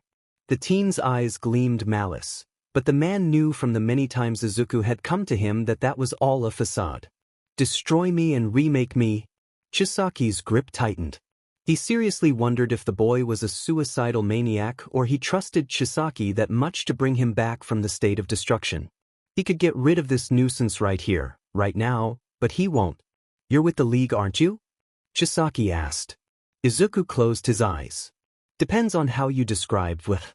Whose side are you on? Izuku hummed once again. He really liked to do that. I am not with anyone. They are either on my side, or they are against me. Seeing as I'm sick, I take it you are my enemy? I'll cure you, Chisaki replied. He knows about all for one, was proven by this smiling devil that the urban legend he knew was indeed real and powerful. After all, that was how he got his quirk. He was disgusted to learn that Izuku was completely clean and pure, only to choose to take on this sickness. I'll cure you and make you holy once again. I'll look forward to that day, Kaikuen. But today, Izuku took a sharp breath as he said that. The boy looked up, his dull green eyes staring into hazel ones that lie underneath dark lashes. Chisaki was surprised when there was the familiar desperation he had seen the first time he was asked to take the kid apart. It was almost like pain. Destroy me. Overhaul gritted his teeth and activated his quirk. Kurogyari opened a warp gate into Midoriya's inaccessible room, making to call for him before realizing no one was there. He sighed. Before he left, he froze, looking to the neatly made bed. There was a thin coat of dust on it. Kurogyari was going to have a talk with the young villain once he gets back about his sleeping habit. Izuku stumbled in the rain, hair disheveled and body still shivering. Overhaul had destroyed him 4 times, and that was just enough to keep all other kinds of pain away. He leaned against a brick wall, blurry eyes looking up into the dark twilight, gray clouds covering up the sunset, breath shaky. There was a child, a girl of 5. She tugged on her yellow raincoat, looking up shyly to Izuku. Onyai-chan, are you drunk? She managed to say. Izuku let out a puff of laughter. What's your name? Call me Natsu-chan. She bounced on the spot, proud to get a laugh out of someone. Well, Natsu-chan. Izuku took a deep breath, sliding down the wet wall to sit on the concrete. Where are your parents? Oka-san and Oto-san are there. She pointed to the restaurant down the road, a fancy thing adorned with lights, unfit for these damp streets. I went outside to play in the puddles, though Oto-san said I'd get the restaurant wet. This is their anniversary, so Oka-san was nice to us and let us out to play in the rain. Nachan, Kare said I can do anything I want, but she won't play with me. She's talking to her boyfriend. Natsu giggled at that as if she was spilling a big secret. Their anniversary? Then it must be a special day, Izuku said, finding that it was much harder to force out a smile. It is. Normally, Okasan should put me to bed in an hour at 8. Another giggle that made his eye twitch with impatience. He was getting rusty when dealing with naive, gullible, too trusting children. Here, Natsu-chan. Izuku pushed up onto one knee, shivering at the phantom pain passing through his body. The girl moved closer to see what it was he was holding, a 5-yen coin. With a sleight of hand, he slipped it in between his fingers, holding it so it wasn't visible from his palm. It disappeared, Natsu gasped. Izuku reached behind the child's ear, flipping in between his thumb and forefinger, showing it to her. It was behind my ear, she exclaimed. Izuku gave a strained smile. The coin slipped out from his grip, something he did deliberately. The coin rolled into the alley beside them. I'll go get it. She ran into the dark space without another thought. Izuku stood up, flexing his hands the way Todoroki does. He looked up, savoring the rain on his face before it's gone. I found it. A voice echoed from the alleyway. Izuku turned. Blood-stained concrete. Izuku breathed, leaning his head on the brick wall. He caught himself, then tried to calm his breath, feeling his slick fingers move over his equally slippery arms until he found his pulse. He felt the crazy rhythm in his chest and wrist slow to a steady beat. He raised his head so he was looking up at the beings behind the dark clouds and night sky, the gods he defied. The rain stifled the scent of the blood that should have filled up his nose in the dank alleyway. Izuku reached into the pocket of his green jacket, rolled at the sleeves, only to stop halfway as he remembered the cigarette box was empty. He sighed, careful not to get his bloodied hands anywhere near his clothes anymore so he doesn't have a hard time washing them. He had a weapon with him, but reaching through living flesh and blood also had its own appeal. Izuku left the alleyway, a tingling feeling swept through him in a shiver of the phantom pain of overhaul. He passed a girl, just out of high school probably, shouting out for Natsu. It seemed as though she'd lost her sister to the unforgiving rain. The green-haired teen made it back to the bar without a hiccup, save for encountering a patrolling sidekick with night vision. He left her in an alleyway, the rain that washed off most of the red not mattering as he dirted his arms again. His blades remained clean. Izuku kicked open the door to the bar, dull eyes sweeping over the scene. There were 2 villains he didn't recognize with their arms through Kurojire's warp gate, along with Tamura's, all 5 fingers poised for the ready. Jiren leaned against the wall. All eyes pulled to him. The broker's red, Tamura's narrow ones, Kurojire's slits, a pair of delighted gold and blue eyes that were just all too familiar. Zuku's creepy smile is inspired by this fucker. You've always liked the taste of blood. And I get off when I point a gun. It feels so good to have someone to be so bad with. Lolo hit and run. The moment that Dabi saw the ash-haired villain jump towards him with hand poised, ready to destroy, and the moment the crazy girl next to him pulls out a knife, its blade whining, he jumped into action, smoke already appearing as he summoned blue and black flames. He stopped though, as his hand went through the black mist from the warp gate, instead appearing above his head so if he activated his quirk, it would kill him. A moment of silence passed, and the door was kicked open. Emerald eyes looked over the room, pausing only on him with a glint of recognition flicking across the newcomer's features. All occupants in the room were taken aback by the green-haired boy's appearance. His jeans were almost soaked with blood and the rolled-up sleeves of his green jacket were dark, along with the shining red surface of his arms. Flecks of blood scattered across his freckled face under his tired eyes. Another crazy one, Dabi thought, shooting a glance to the named Toga Himiko. Ah, Bonaparte. So nice of you to join us, Jiren said, his tone laid back, though it had a wary edge as he took in the young villain's bedraggled look. The boy, Bonaparte, just gave the broker a look, holding out his palm face up. Without a word, Jiren dropped a box of cigarettes into his hand. Dabi, Shigaraki, and Toga pulled their hands out of the warp gate. Toga looked delighted, a crazy glint in her eyes. Who's the new one, Shigaraki-kun? The girl's voice rasped as she asked the question, golden eyes following Bonaparte. The villain in question walked to the bar and sat down, never letting anyone out of his line of sight as he lit a cigarette and took a drag. Shigaraki didn't answer. Instead, Kurogyari spoke to Bonaparte. These are the new villains that have joined us in the name of Stain's cause, Toga, Himiko, and Dabi. Bonaparte looked up for a second before saying, "Just call me Izuku when we're in here." Midoriya Izuku. "So nice to meet you, Izuku." Toga skipped over to perch next to Izuku. She giggled. "Do you not like them, Tamura?" Izuku said. He looked Dabi up and down, lingering when making eye contact with the patchwork villain. "I can't have someone crazy and someone rude in my party," Shigaraki said. Dabi caught the offended look that Izuku gave the older villain. "If you don't want them, can I have them?" Izuku said, a visible shiver running through him. The two held eye contact, a look passing between them that made the ash-haired villain say, "I'll recruit them." Izuku smiled. A horrible thing, too wide and too thin, reaching the eyes in a weird sense. After Jiren and Shigaraki left, Dabi made to leave too. "Leaving already, Dabi-kun?" Toga said, her voice near hysterical. When Dabi didn't answer, she laughed. The dark-haired villain sighed, moving over to order a drink from the mist bartender. "Can I stab you, Izuku?" Izuku hummed as if considering it. "Sure." Faster than Dabi's eyes can follow, Toga had her butterfly knife through the green-haired villain's hand, pinning him to the bar. "Not the bar, please," Kurogyari bristled. And that was how they ended up sitting in a booth, Dabi with a drink in hand across from two crazy fucker who just stabbed each other consensually. Izuku didn't treat his wound. Instead, the blood slid down his arms over the dried blood from before he came to the bar.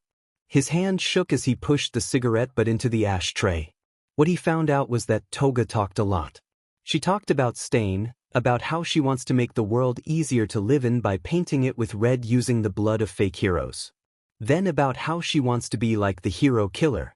Then about how she wants to kill him. Dabi frowned.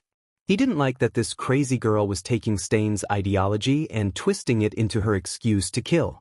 The conversation somehow diverted to Izuku and what he did to be covered in blood so. "It's not mine," he said, a slight shiver once again passing through him. Dabi noticed that he did that a lot, but he didn't ask as it could be an illness. "I was just taking out some frustration." Dabi didn't realize how much time has flown by until Kurogyari turned on the television. The trio had somehow gotten lost in conversation, most of which consists of Toga asking the two questions or talking about the people she's killed. Dabi, surprisingly, found himself laughing along with Izuku at some of Toga's antics. When Toga talked to Dabi about his flame quirk, Izuku hummed, contemplating something. Villains have started filling up the bar, some of them talking to Izuku and the young villain introducing the two newcomers to them. Now, everyone had their eyes on the midnight news. A girl, Hirayama Natsu, daughter of rescue pro-hero, Tranquil, was found with several of her organs scattered in an alleyway. The criminal responsible may have a grudge against the pro-hero, but it could just be a serial killer as pro-hero Stargazer was found in a similar state in another alleyway. Almost all eyes in the bar turned to the bloodied Izuku. Yet, despite this gruesome crime, committed against a child whose innocence cannot be questioned, no one stood up to Izuku's unreasonable actions. Dabi almost did, but his survival instincts made him see the way the villains diverted their eyes from the young villain. That stopped him from saying anything in a sense of self-preservation. Izuku stretched his mouth into a thin smile. "I should be going." And with that, Toga and Dabi watched the back of the villain disappear behind a door. Izuku looked down at the blood diluting in the boiling water bouncing off him onto the tiles of the shower. "You crave love." Izuku's fingers curled into a fist. "You can't sleep, not without a warm human body by your side. Izuku, you need to sleep." He gritted his teeth as inside his head, Kurogyari's words overlaps with Cleopatra's. "You take your showers boiling hot."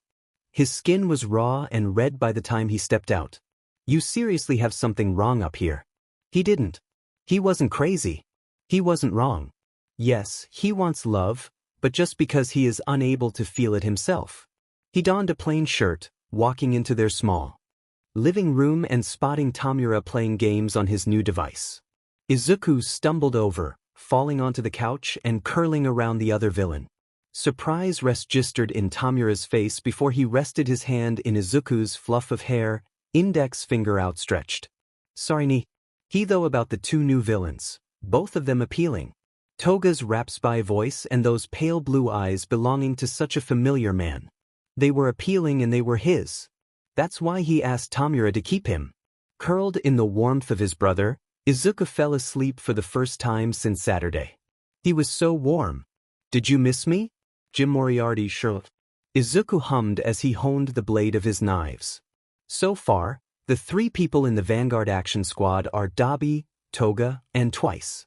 He could also be included, but he'd rather not be an official member. Toga fiddles with her mask and needles. Izuku, I don't like this. Can't I just have my knife? The needles are more helpful. Serious? Toga groaned, walking over to Twice, who was crouched down. Do I look bad? Bad?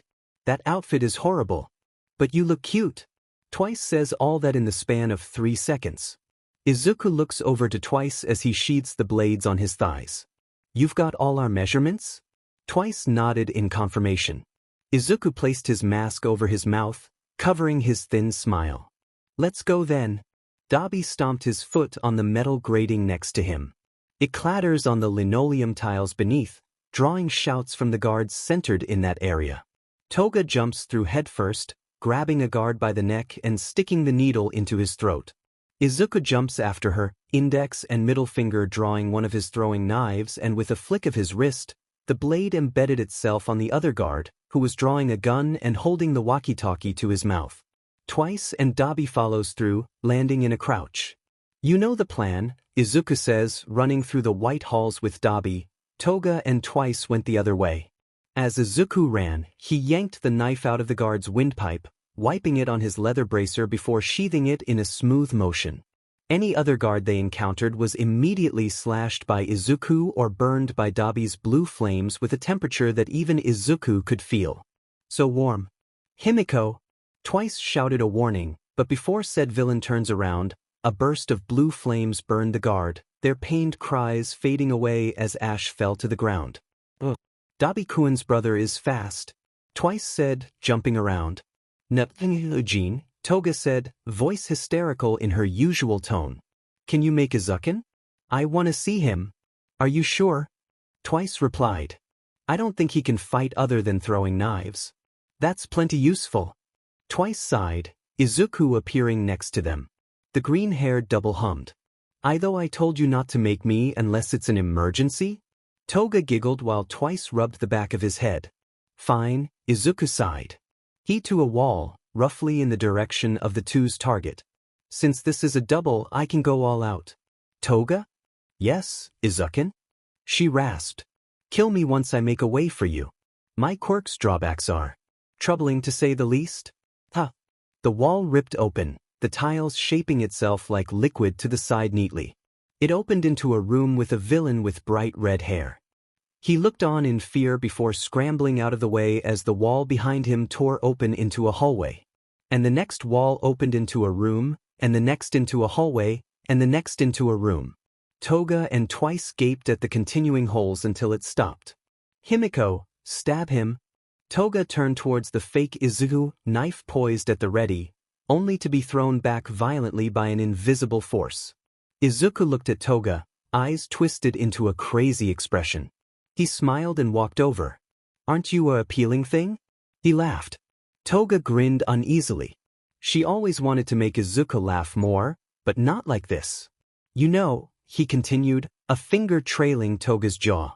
I've always wanted to hurt something that was truly appealing, and your voice? He paused. Speak for me, Himiko. Delight filled the girl as Izuku spoke her name. He said her first name. Anything for you, Izuku's. Toga grinned, her face flushed red with love. A thump came from behind Izuku and he melted right before her. Izuku, baby, she cried out, trying to grab onto his remains. What appeared behind the evaporating form was Twice, holding a pipe he wrenched from inside the walls. I want to see that again, he managed to say. But we must keep to the mission. Toga whined, pushing herself onto her feet. Leaving a trail of ash and dead bodies behind, Dabi and Izuku ran past criminals and crazy villains crying for the two to help them out. They finally reached their destination, a room with one-sided glass. Despite that, the inhabitant of the room darted their sharp brown eyes to the two villains outside. Izuku's grin widened as he recognized that white hair and almost red eyes. Izuku didn't even try to pick the lock to the room, instead tearing a hole in the wall where the glass was with his quirk, causing the lookout Dabi to wince and look on in understanding at why he was so feared. He walked over to where the villain was on a table, black straps and chains over his straitjacket. "Miyano Hikaru," Izuku breathed. "You don't know how long I've waited to come get you?" The villain's eyes narrowed. Izuku held up a voice recorder, tapping the replay button. What came out was Sensei's voice, speaking 3 words in Arabic. Miyano's eyes widened. "Yes, sir," he said, addressing Izuku and schooling his features. Izuku took off his mask, his malicious smile under it. "My first order," he said, "is for you to break out." Miyano closed his eyes. "Yes, sir." Blades protruded out of the straitjacket, tearing it. Some tore the straps while some broke the chains. When all binding him to the table was released, he sat up, rubbing his wrist. Katanas and swords clattered to the floor, staying there as evidence.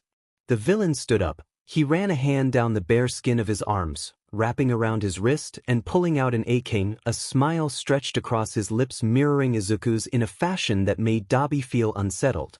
"Let's get out of here, shall we?" Izuku said, stepping over the line where the wall used to be into the dim hallway.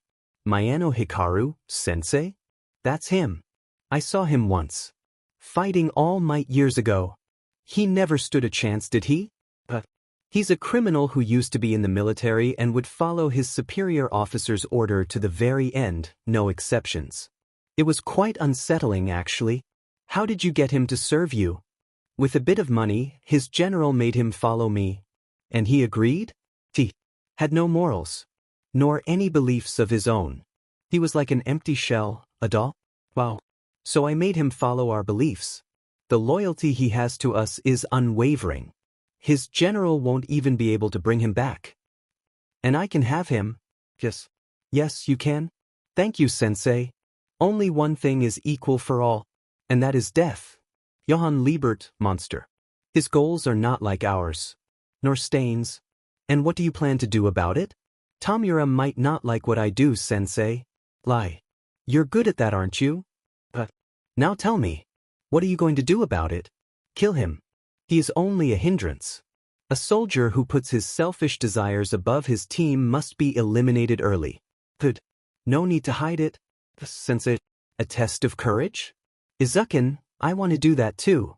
Toga crouches on the cliff edge, feet rolling so dangerously close to falling. "You can be the one to scare them, Toga," Izuku said, tightening his bracer. "Please," Toga giggled, "call me Himiko again. You all know your objectives?" Dabi said, clapping to get everyone's attention. Izuku had made him the leader of the Vanguard action squad for the sole reason that he'd have to shoulder responsibility if he were to lead. And that requires effort, something he doesn't want to put in. "Do your best," he continued when everyone nodded. They set off. Miyano Hikaru runs with Muscular, catching up easily to him, much to the other man's dismay. Izuku's words thunder in his ears. He reaches into his arms, pulling out a sniper rifle as they stopped on a rock. He sets up, Muscular spotting a dark-haired child. The bigger man jumps down, startling the boy. Muscular starts monologuing. Hikaru pulls out a tranquilizer and walked over to the growing form of the villain. He places the tranquilizer's barrel and another gun that grew out of his hand against Muscular's back. He freezes. "What are you doing, Miyano?" "Following Bonaparte's orders." His voice was soft enough that the child could not hear him. "And what exactly are those orders?" "Get rid of the disloyal one." He fired the gun, causing Muscular to jump away, falling. The taller villain turns onto his back, looking up at the looming figure above him. Half of Hikaru's face was obscured by shadow and the other half was veiled by moonlight. His brown downturned eyes looked red. The gun was pointed at Muscular. "Get rid of the greedy one."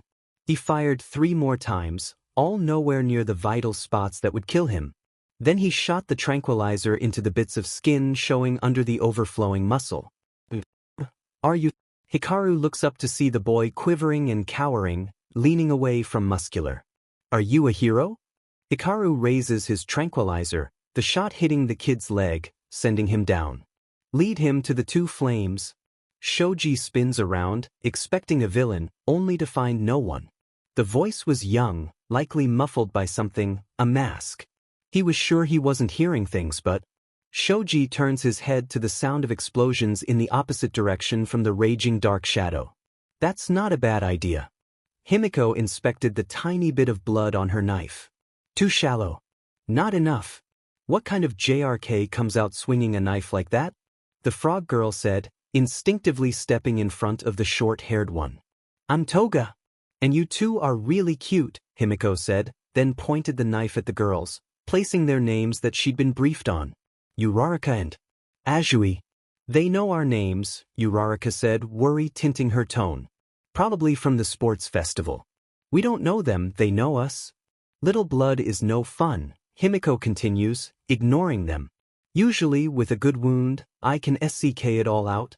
She made slurping sounds that sent chills down the two students' spine. She grabbed one of her needles.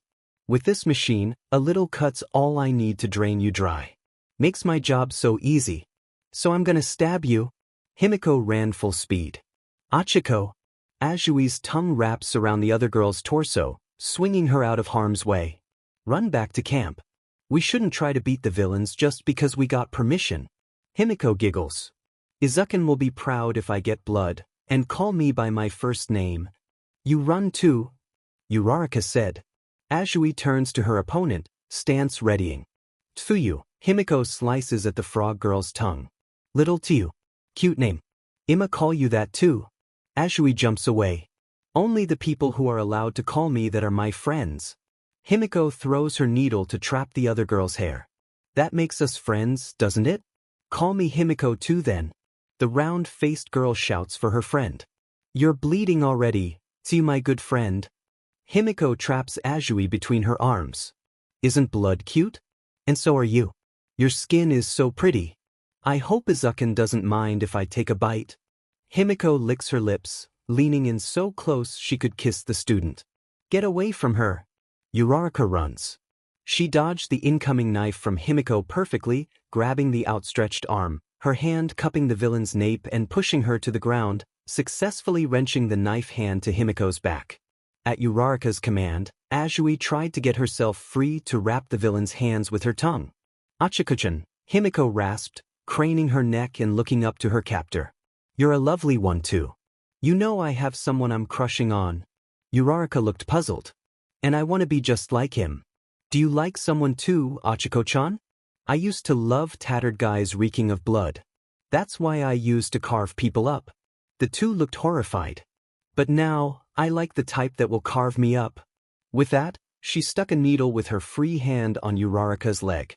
Himiko said as Azui's tongue lunged out to save her friend. Uraraka. A guy with multiple arms walks down the path carrying someone unconscious with a half-red half-white-haired guy leading. There are too many people, Himiko said, pushing the girl off of her and jumping away. I don't want to die. She runs off.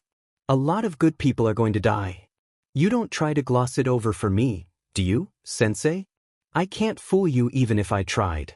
If I tell you that they're all fake heroes, you wouldn't believe me. Yeah. They're all heroes that want to help people. Good people. I see it in your eyes, Izuku.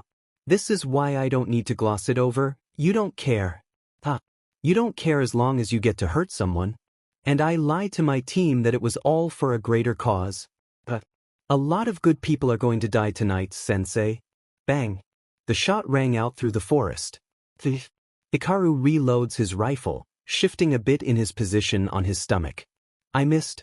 He wasn't the best at every weapon. He was a well-rounded soldier, proficient in all types of artillery and in most blades. He looked through the scope again, seeing the big cat on the ground, clutching his shoulder and screaming in pain. Bullets were painful, and it was always a wonder why villains use mostly their quirks or blunt and sharp weapons. Guns are more efficient. His scope moves, spotting Eraserhead. He refrains from pressing lightly on the trigger. He moves it again, training it on a student standing still. He pulls. Dobby. Yeah. You get the first shot at Eraserhead? That was the plan. But if you fail, he's mine.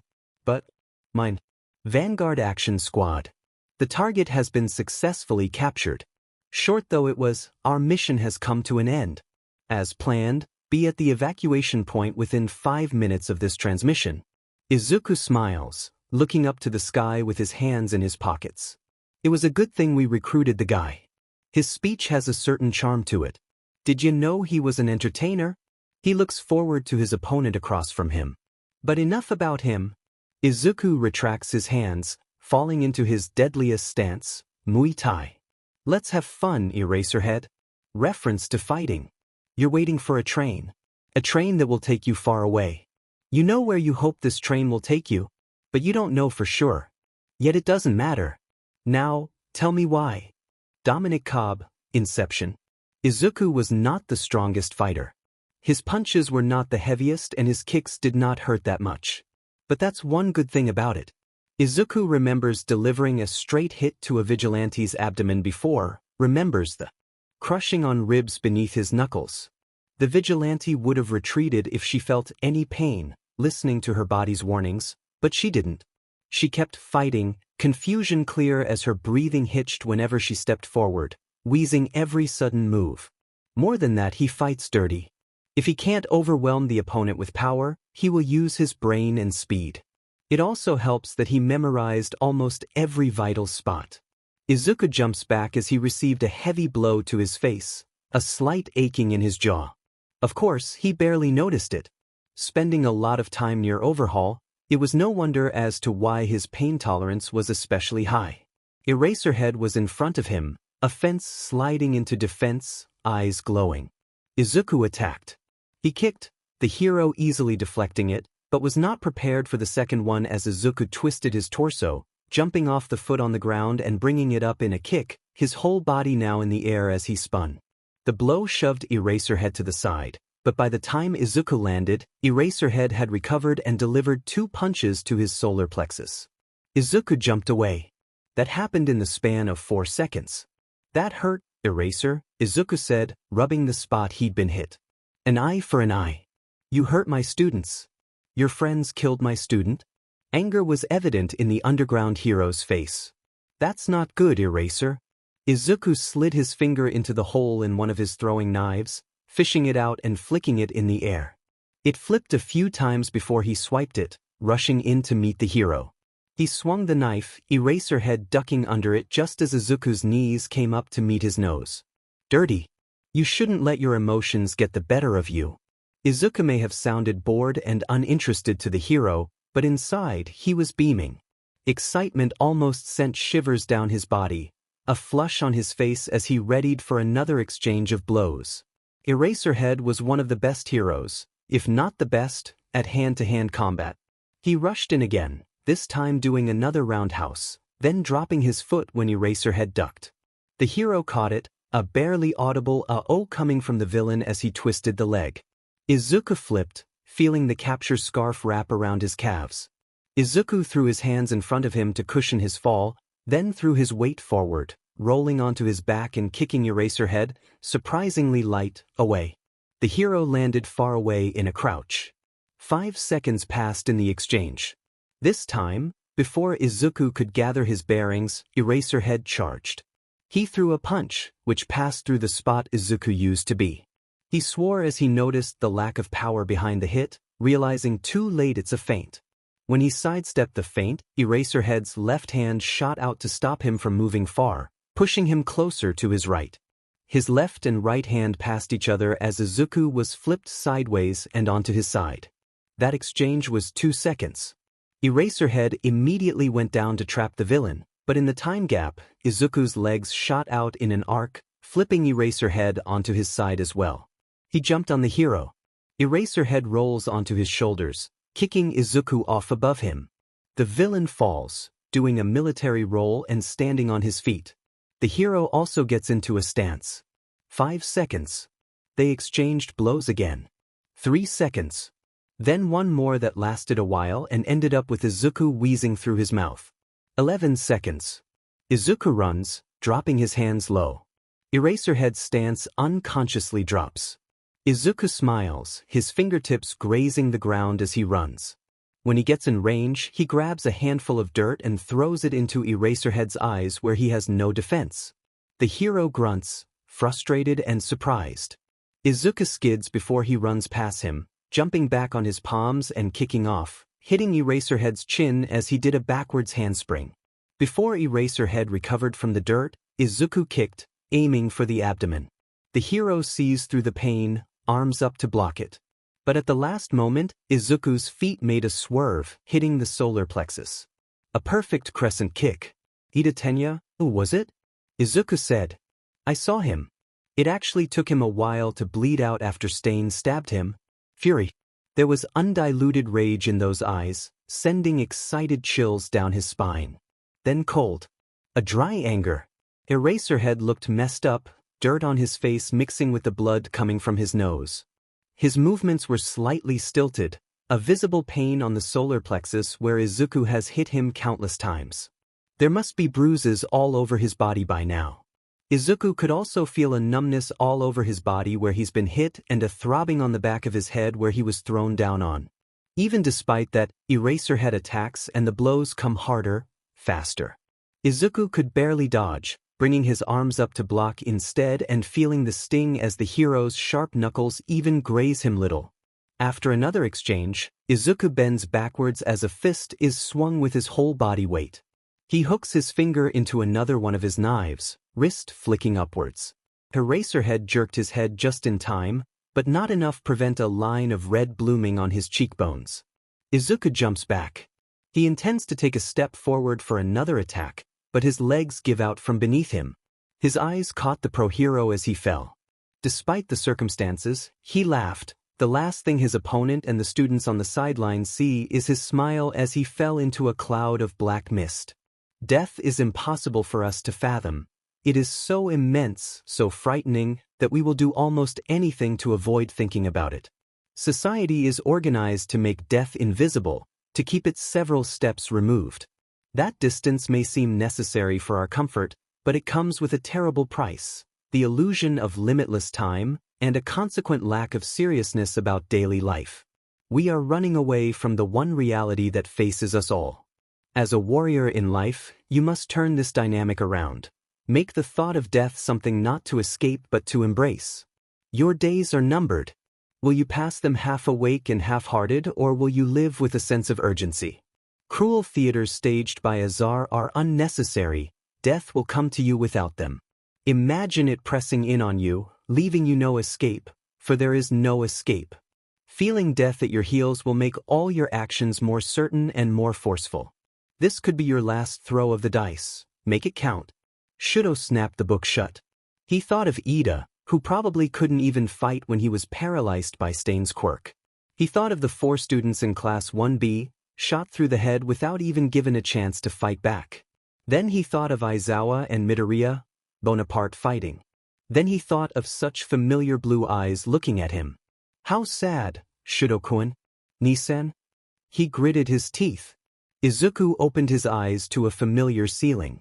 He tried moving, wincing at the bruising and pain in his joints. He was tucked into his bed, he realized as he sat up. Kurogyari probably treated all his wounds when he was unconscious. He donned his hoodie, a bit satisfied as he took in his clean appearance. Kurogyari also threw it in the wash. He opened the plaster, stepping through the hole in the wall and molding it back. He was outside in an alleyway, and it might be the drawbacks of his quirk making him not think straight, but instead of going to see Kaken, he wandered to find a certain hero in training. It wasn't hard. Todoroki was on his way. Back from the hospital, probably visiting all his injured friends. He made him catch a glimpse of green hair before waiting in an alleyway. Todoroki didn't take long to find him. "Good morning, Todoroki-kun," he said in greeting, giving a tired smile. Todoroki didn't respond, instead handing a book to the villain. It was the book that he had given him to borrow. "Are you finished?" Izuku moved forward to grab it, seeing Todoroki tensing when he moved closer. He took the book. "No, Todoroki said. But, Bonaparte, Izuku visibly winced. Why? What do you mean why? Why do you do this? Villainy? Izuku hummed. I guess it's because I can do whatever I want. Todoroki gave him a look, one Izuku had never seen before that was almost akin to disappointment. Don't ever try to find again. He left. Izuku stood there, a feeling bubbling in his chest. That hurt. What? Why was it hurting? What did Izuku even do to him? Izuku grabbed his chest, where it was tightening and suffocating. He stumbled to the wall, grabbing for purchase so he wouldn't tip over onto his face. His fingers slid against the wall as he fell onto his knees. Todoroki was his. He can't just reject him like this. Izuku, a voice comes from the other end of the alley. Izuku looked up to see pale blue eyes. Dabi-kun, Izuku managed to say through labored breaths. It's, rather embarrassing for you to see me like this. He walked over to the green-haired villain. Handyman said you'd want to talk to the Bakugo kid first? I do. He took a deep breath. Just and not now. Please, he added. Dabi didn't leave, instead coming to sit next to the suffering Izuku. It'd be bad if you died on us. I'll keep an eye on you. The alleyway was filled with Izuku's heavy breathing. When Dabi took out his cigarette box, did Izuku realize he'd left his own back in his room. Izuku turned around to fall on his back onto the wall. Dabi took out a lighter. Can't you just light it with you, quirk? Izuku asked. Nah, the other villain replied, the sound of sparks clicking. It gives me more of a mundane feeling when I do this. He raised the box towards Izuku in an offering, putting the lighter back in his jacket. Want one? Thanks. Izuku pulled one out and pushing it into his mouth, holding it between his teeth. He recognized the brand. Did Jiren give you this? Yeah, Dabi replied, reaching once again for his lighter. He was stopped just as Izuku leaned over, leaning on the arm now placed on Dabi's other side and connecting the end of his cigarette to Dabi's lit one. His eyes widened, taking in half-closed emerald orbs locked on the cigarette. Izuku took the cigarette away from his mouth, tired eyes darting up to meet the villains trapped between his arms. Dabi swallowed. Only did Izuku pull away when he blew a puff of smoke into Dabi's face. Tell me something, Dabi-kun. Izuku took another drag. Are you loyal? Dabi glanced to the side. I beg your pardon? Are you loyal to Tamura? The pause. I'm loyal to Stain's ideology. The League allows me to follow it. Even if we want to kill the one he recognizes as a true hero? Dabi did not respond. You know, Izuku continued. I don't really care if Tamura just wants to destroy the world. I have things that I want to protect. The rest can burn. And what would that be? Mine. Anything that belongs to me. The League of Villains allows me to do that. At that, Izuku looked straight into the other villain's eyes, a pained smile on his lips. And as long as I can do that, I'd follow Tamura to the ends of Earth. No matter where he takes me. They sat there in silence until darkness enveloped the sky, unspoken words hanging between them. Because Tamura knows, Sensei knows. They know not to touch what belongs to him because little as he may be, he was terrifying when angry. And the world was not prepared to face the wrath of a god. Do I not destroy my enemies? When I make them my friends? Abraham Lincoln. Lord, protect me from my friends. I can take care of my enemies. Voltaire, 1694 to 1778. Most people would assume that Katsuki's greatest fear would be something trivial, as he wasn't the deepest person around. Even if anyone did ask him what his greatest fear was, he wouldn't answer, instead telling them he's not afraid of anything. But right now, what he feared and hoped would never happen just did. No, it was not kidnapping. The earliest memory he had of Midoriya Izuku is the boy snapping a pigeon's neck. Katsuki shouted at the boy, "Why had you done that? Don't you want to be a hero? Heroes don't hurt others." The other boy just blinked at him, his mouth forming an O. There was also one other time when he asked Midoriya why he never smiled and he just blinked once again. Smile? You know, Katsuki said. Like this. He bared his teeth in a wide grin. Midoriya tried baring his teeth too, but the corner of his lips did not reach his eyes and tilt up like Katsuki's. Midoriya stuck his index fingers into his mouth and pulled it higher so to mimic Katsuki's. Katsuki flinched. Not like that. You're so useless, Deku. The next week, Midoriya came running towards him. Kaken, Kaken. Midoriya smiled, making Katsuki's heart clench at how adorable it was. I practiced? Something about that statement didn't seem right to him, but he brushed it off. Sometime after Katsuki got his quirk, they sat on the Bakuga's couch and watched an All Might movie. He's so cool. Katsuki gushed. The special effects are good, but the American actor doesn't look that much like All Might, Midoriya mused. He turned towards Katsuki. Kaken, Kaken, can you show me your explosions again? Now, he asked. We're watching a movie. Later. Please? It seems like the little devil knows that Katsuki can't resist the puppy dog look. Fine. Katsuki sparked some small explosions in front of him, the humming of the film now in the background. Midoriya's eyes shone as looked at the flames. Pretty. Katsuki couldn't resist the red flush creeping up his neck at the compliment. When it was discovered that Midoriya was quirkless, Katsuki lashed out at him. Calling him useless genuinely, saying his name with more venom, beating him day and day again. But it was terrifying, seeing him get up and smile. Why aren't you fighting back, huh? Katsuki asked. Kaken, Kaken, I would never hurt you. Midoriya grinned, one that actually reached his eyes unlike the hundreds of forced ones. But Katsuki could see the apathetic looks he shot everyone else except for him. After all, your explosions are really pretty. Katsuki punched him, knocking him to the ground. Shut up, you creepy fucker. It wasn't really the fact that he was quirkless that made Katsuki so cold to the other boy. It was the fact that he still wanted to become a hero, even though he'd probably die on day one. Of course, he'd figure out soon enough that Midoriya never wanted to be a hero in the first place. By then it was too late. When Midoriya disappeared, people assumed he was dead. Katsuki did too, in a way. But there will always be a part of him that feared he would still be out there. The boy that gave him chills when he thought about him, that smiled aimlessly, that still woke Katsuki up drenched in cold sweat, that was his greatest nightmare. And that fear came true.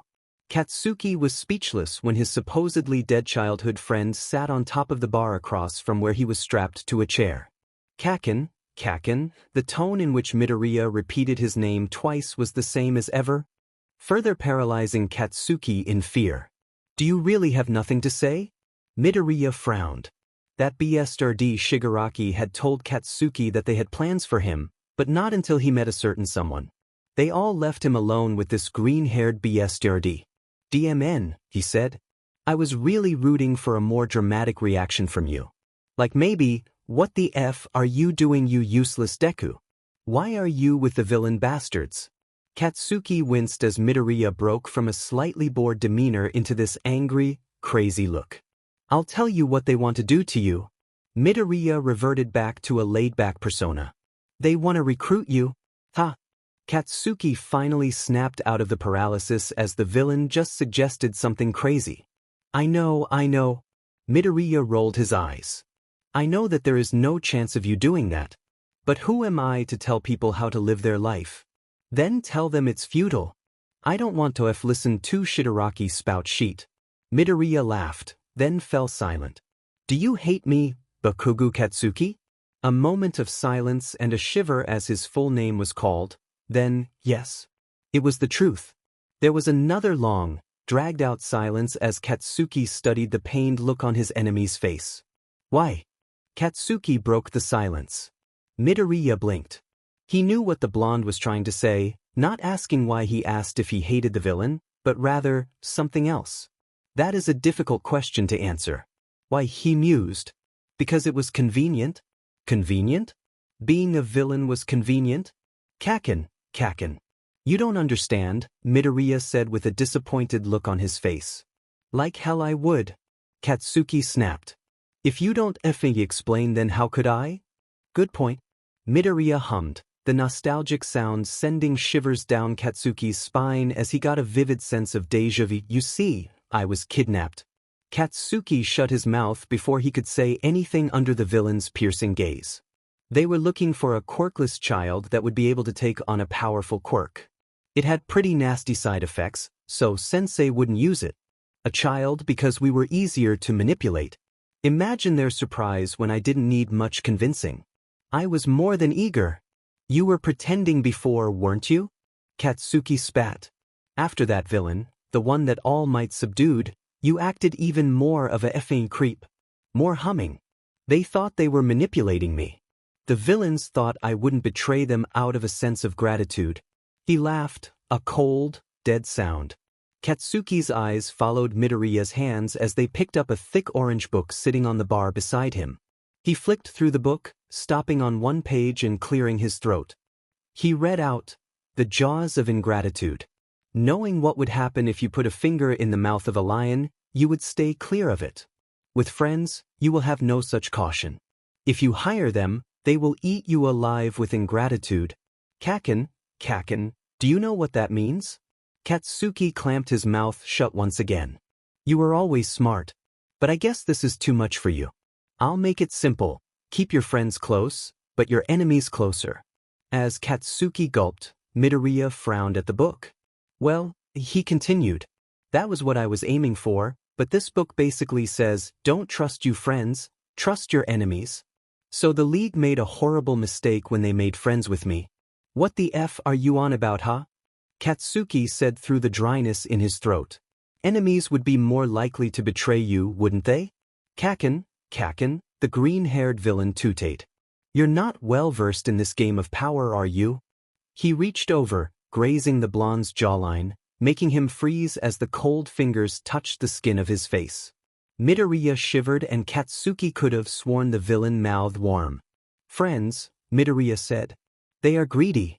They think they could get away with more just because of being your friend. If you do them a favor, they expect more and they get jealous of you.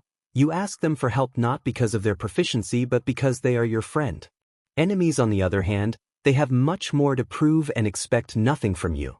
After all, a man suddenly spared the guillotine is a grateful man indeed and will go to the ends of the earth for the man who has pardoned him."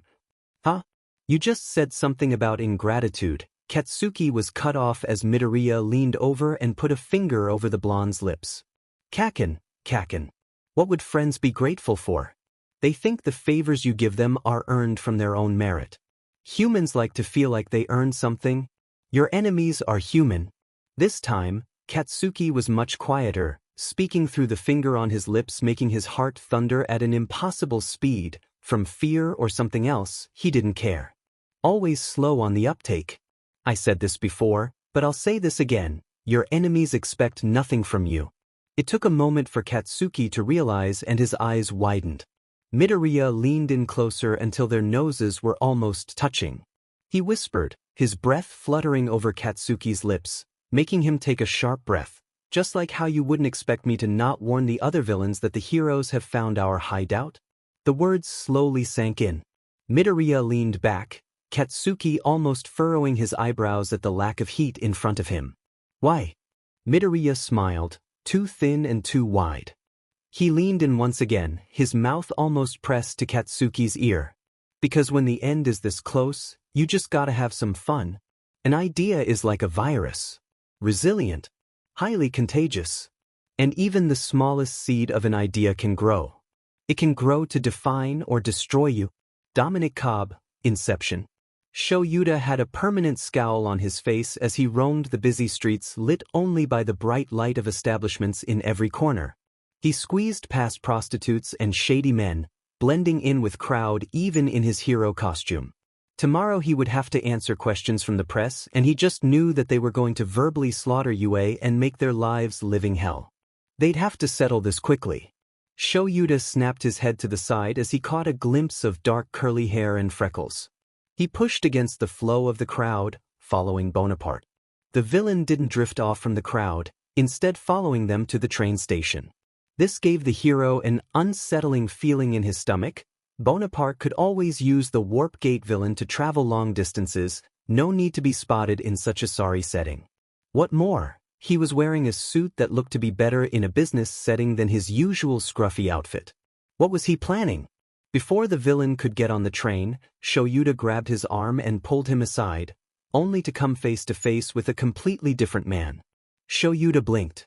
"Do you need something?" The man asked, Shoyuta not noticing the twitching in his hand as it itched to reach into his coat. Shoyuta studied the man. His narrow eyes were dark unlike Bonaparte's wide green ones, and his hair was not green but pitch black with a streak of gray in the front. The freckles and curly mess of hair were eerily similar to the villain. Apologies, Shoyuta eyed the other man's hands now in his coat, looking to be holding something. I thought you were someone else. The man smiled, releasing whatever he was holding and letting his hands drop to his side. Shoyuta almost shivered at the less twisted version of Bonaparte's grin. I'll be on my way then. As he walked away, Shoyuta couldn't help but get the same curling feeling in his gut.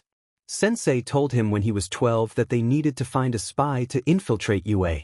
When Izuku asked him when they needed one, he replied with 3 years at most, the time when the numus would be finished.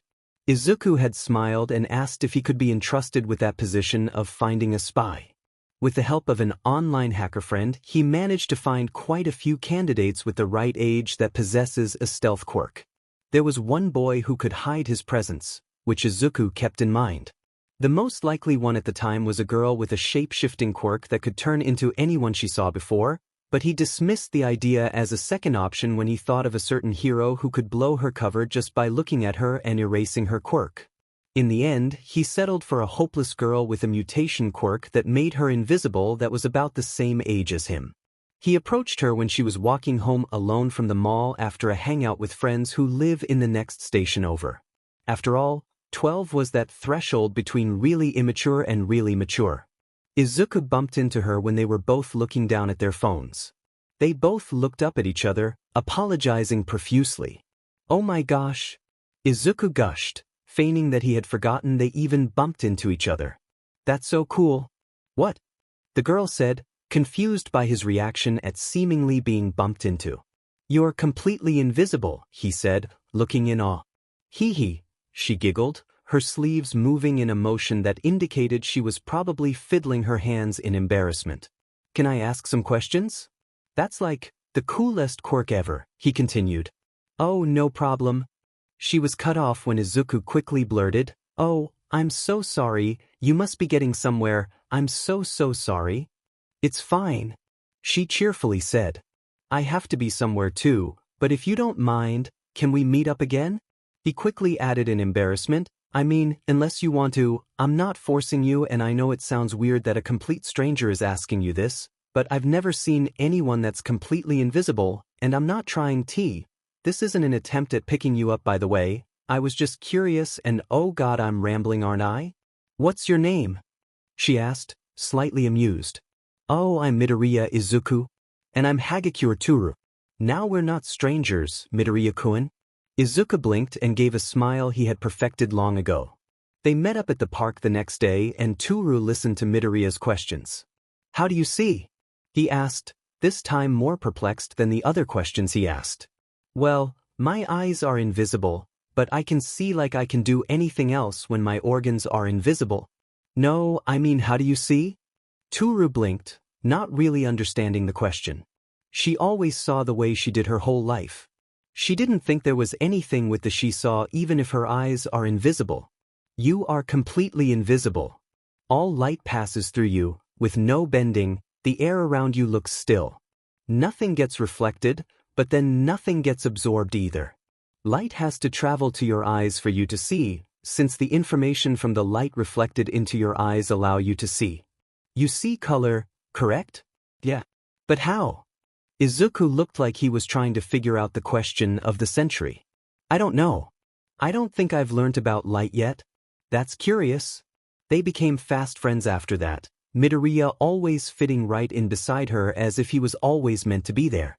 She learnt not long after that Midoriya loves. Whenever they went out, Endeavor just always happens to be fighting on TV and they would always happen to see it, Midoriya pointing out every single thing he could have done better. He also likes to show her videos of Gentle and talk to her about the vigilante Stendhal's ideals. Toru didn't know when along the lines that the term villain and vigilante blended to mean the same to her ears, not when Midoriya was pointing out every little slip a hero makes. She didn't know either when she started to see heroes in a whole different light. Didn't know when a mistake from a hero not seeing someone in need of rescue became a hero ignoring someone in need of rescue because of their longing to fight the villains. She didn't realize, of course, that her ideals were carefully molded by this green-haired demon wearing human skin that she called her friend. Toru. Yeah, she turned, now 13, towards her friend.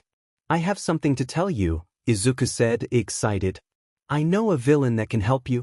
What? She grabbed Izuku by the shoulders. So, there's this super nice villain who can take away people's quirks? No way, she exclaimed, not believing her ears. Yeah, but... He looked away from her, unsure about something. What is it? You have to do something for them. Whatever it is, I will do it, she said, determined. Are you sure? It could be something. I want this, Izuku. He hesitated again. Fine. Please, Izuku. Toru looked at her friend, though that isn't something she could call him again. She wasn't stupid. She knew that Izuku had been with the villains for a long time after she actively worked with the League. But she knew that Izuku didn't ask her to become a spy for UA for his own intentions. He was too nice for that. But that's what she thought. We still need a spy for you. But Toru looked down at her hands, or what's supposed to be her hands. When I told you that the heroes have found you, you said that Sensei will probably not make it.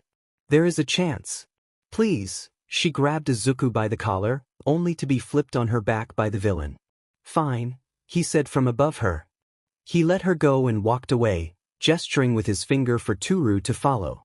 Toru opened her eyes, feeling Izuku's hand in hers. She was sitting on a chair.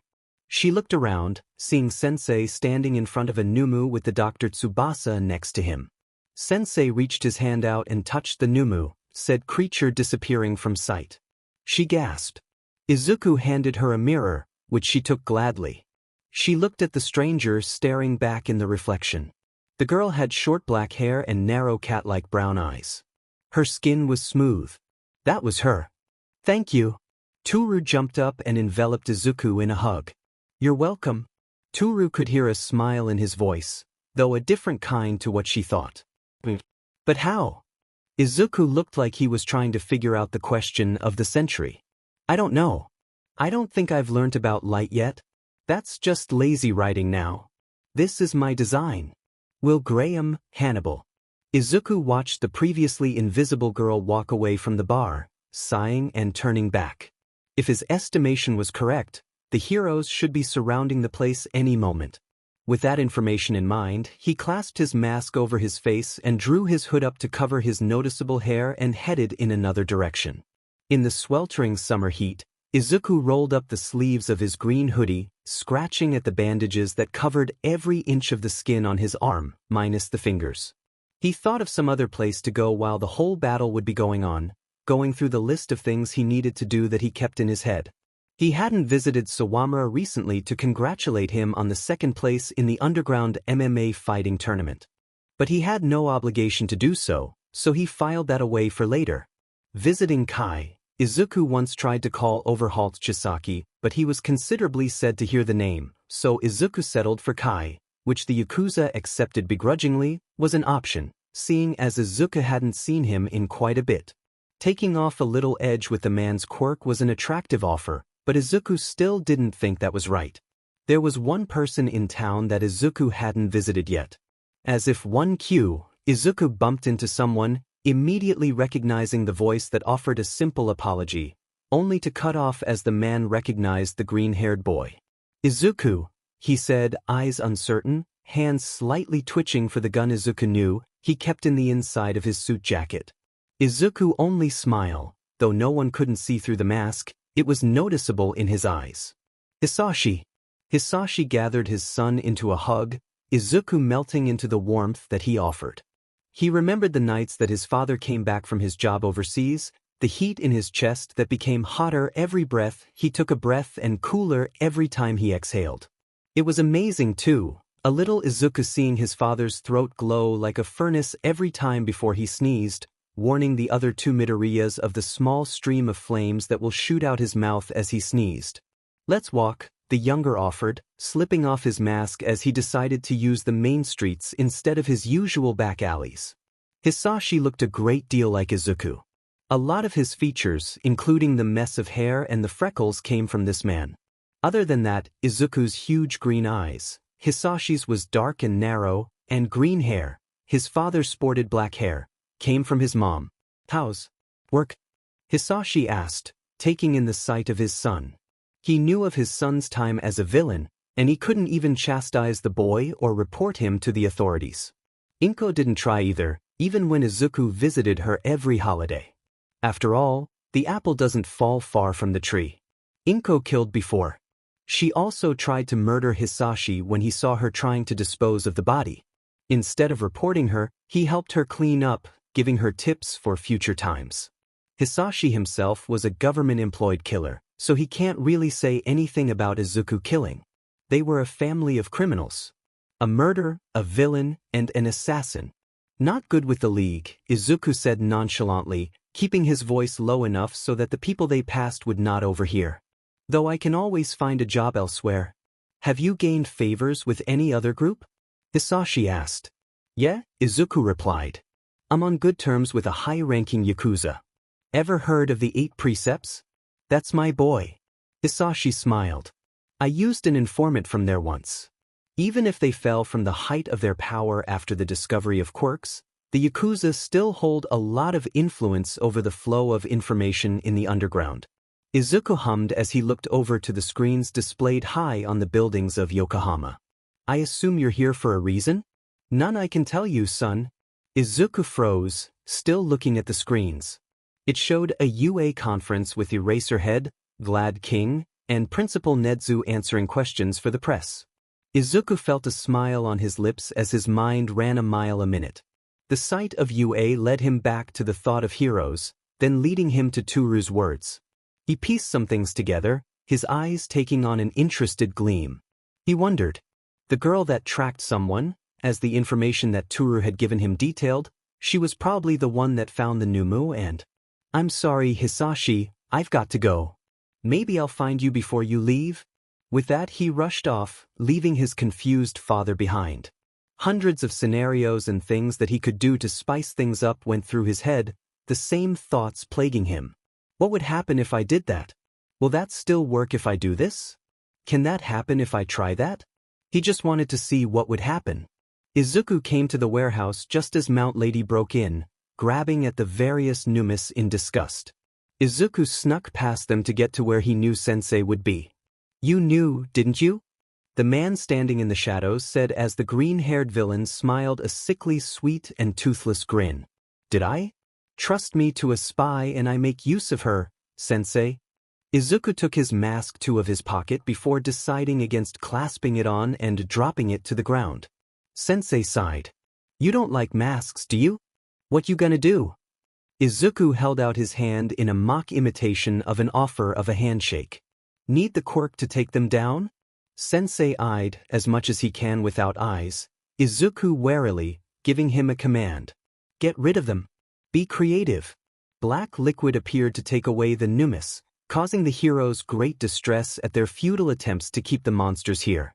Izuku's smile grew wider, thinner, more sinister under his mask. He turned towards the heroes, stepping into light.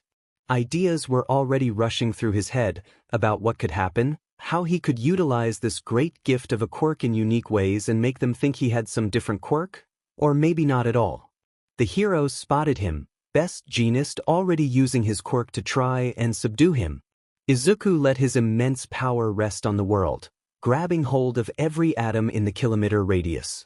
His eyes shone with a childish wonder that made the heroes let their guard down for 1 second.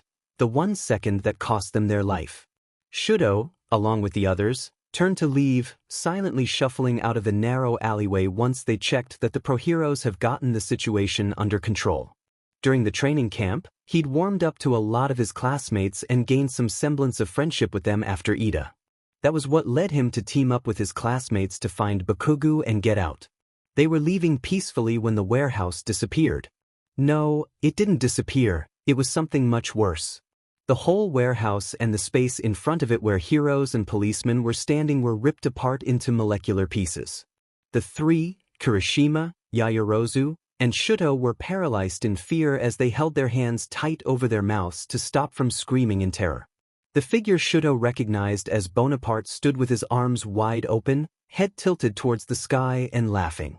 It was that soft sound that froze the heroes in training to the spot, a terrible thing that mocked a human voice. The position he took, it was like he was laughing at the heavens where the gods stood, saying, "What's a god to me?" Thousands, millions, billions of tiny barely visible particles that would have otherwise been invisible floated in the air, still as the dead. It was hard not to see them, considering the sheer amount of them that split. It was probably parts of everything from stone to blood to bones and anything solid or liquid. It was just plain terrifying. "That's enough, my boy." A voice that, instead of snapping the students that were currently thanking the gods that they survived that one-sided onslaught out of their paralysis, only pushed them further down into the fear. Bonaparte tilted his head in the older man's direction, eyes wide in a mad curiosity. Will I take orders from you, King of Spades? It would be a most polite thing to do, seeing as you work under me. Have I ever? All the particles that seemed to be still in the air moved as one, becoming a wave of colorless mass that flowed like water, flowing around Bonaparte. Shuto suspected that either the villain didn't take all or compress them together so densely, because the flowing mass seemed a lot less big than the things that Bonaparte destroyed. "I'm the Joker, the wild card. Maybe I'm on your side. Maybe I never was. Maybe I've always helped the heroes. Or maybe I'm just here, dancing in the middle while all of you try to catch me." He stuck out his tongue and laughed in manic glee. "I'm free, sensei. I'm a bird you can only watch from afar, my wings slipping from your grasp." As he said the last word, the colorless mass divided into hundreds, all shaped like a bird. The whole flapped its wings in a random and natural order, moving exactly like a normal bird should save for the stone-like skin. Then, all the buildings around the warehouse lifted, all in pieces. They divided more, turning into birds again and flying to gather with the same flock above the two villains. Yayorozu whimpered. The other two students snapped their heads round to face her, eyes wide in horror. The birds, the people being torn apart, the buildings turning to pieces, everything stopped. The world went eerily quiet. A curious pair of eyes landed on them.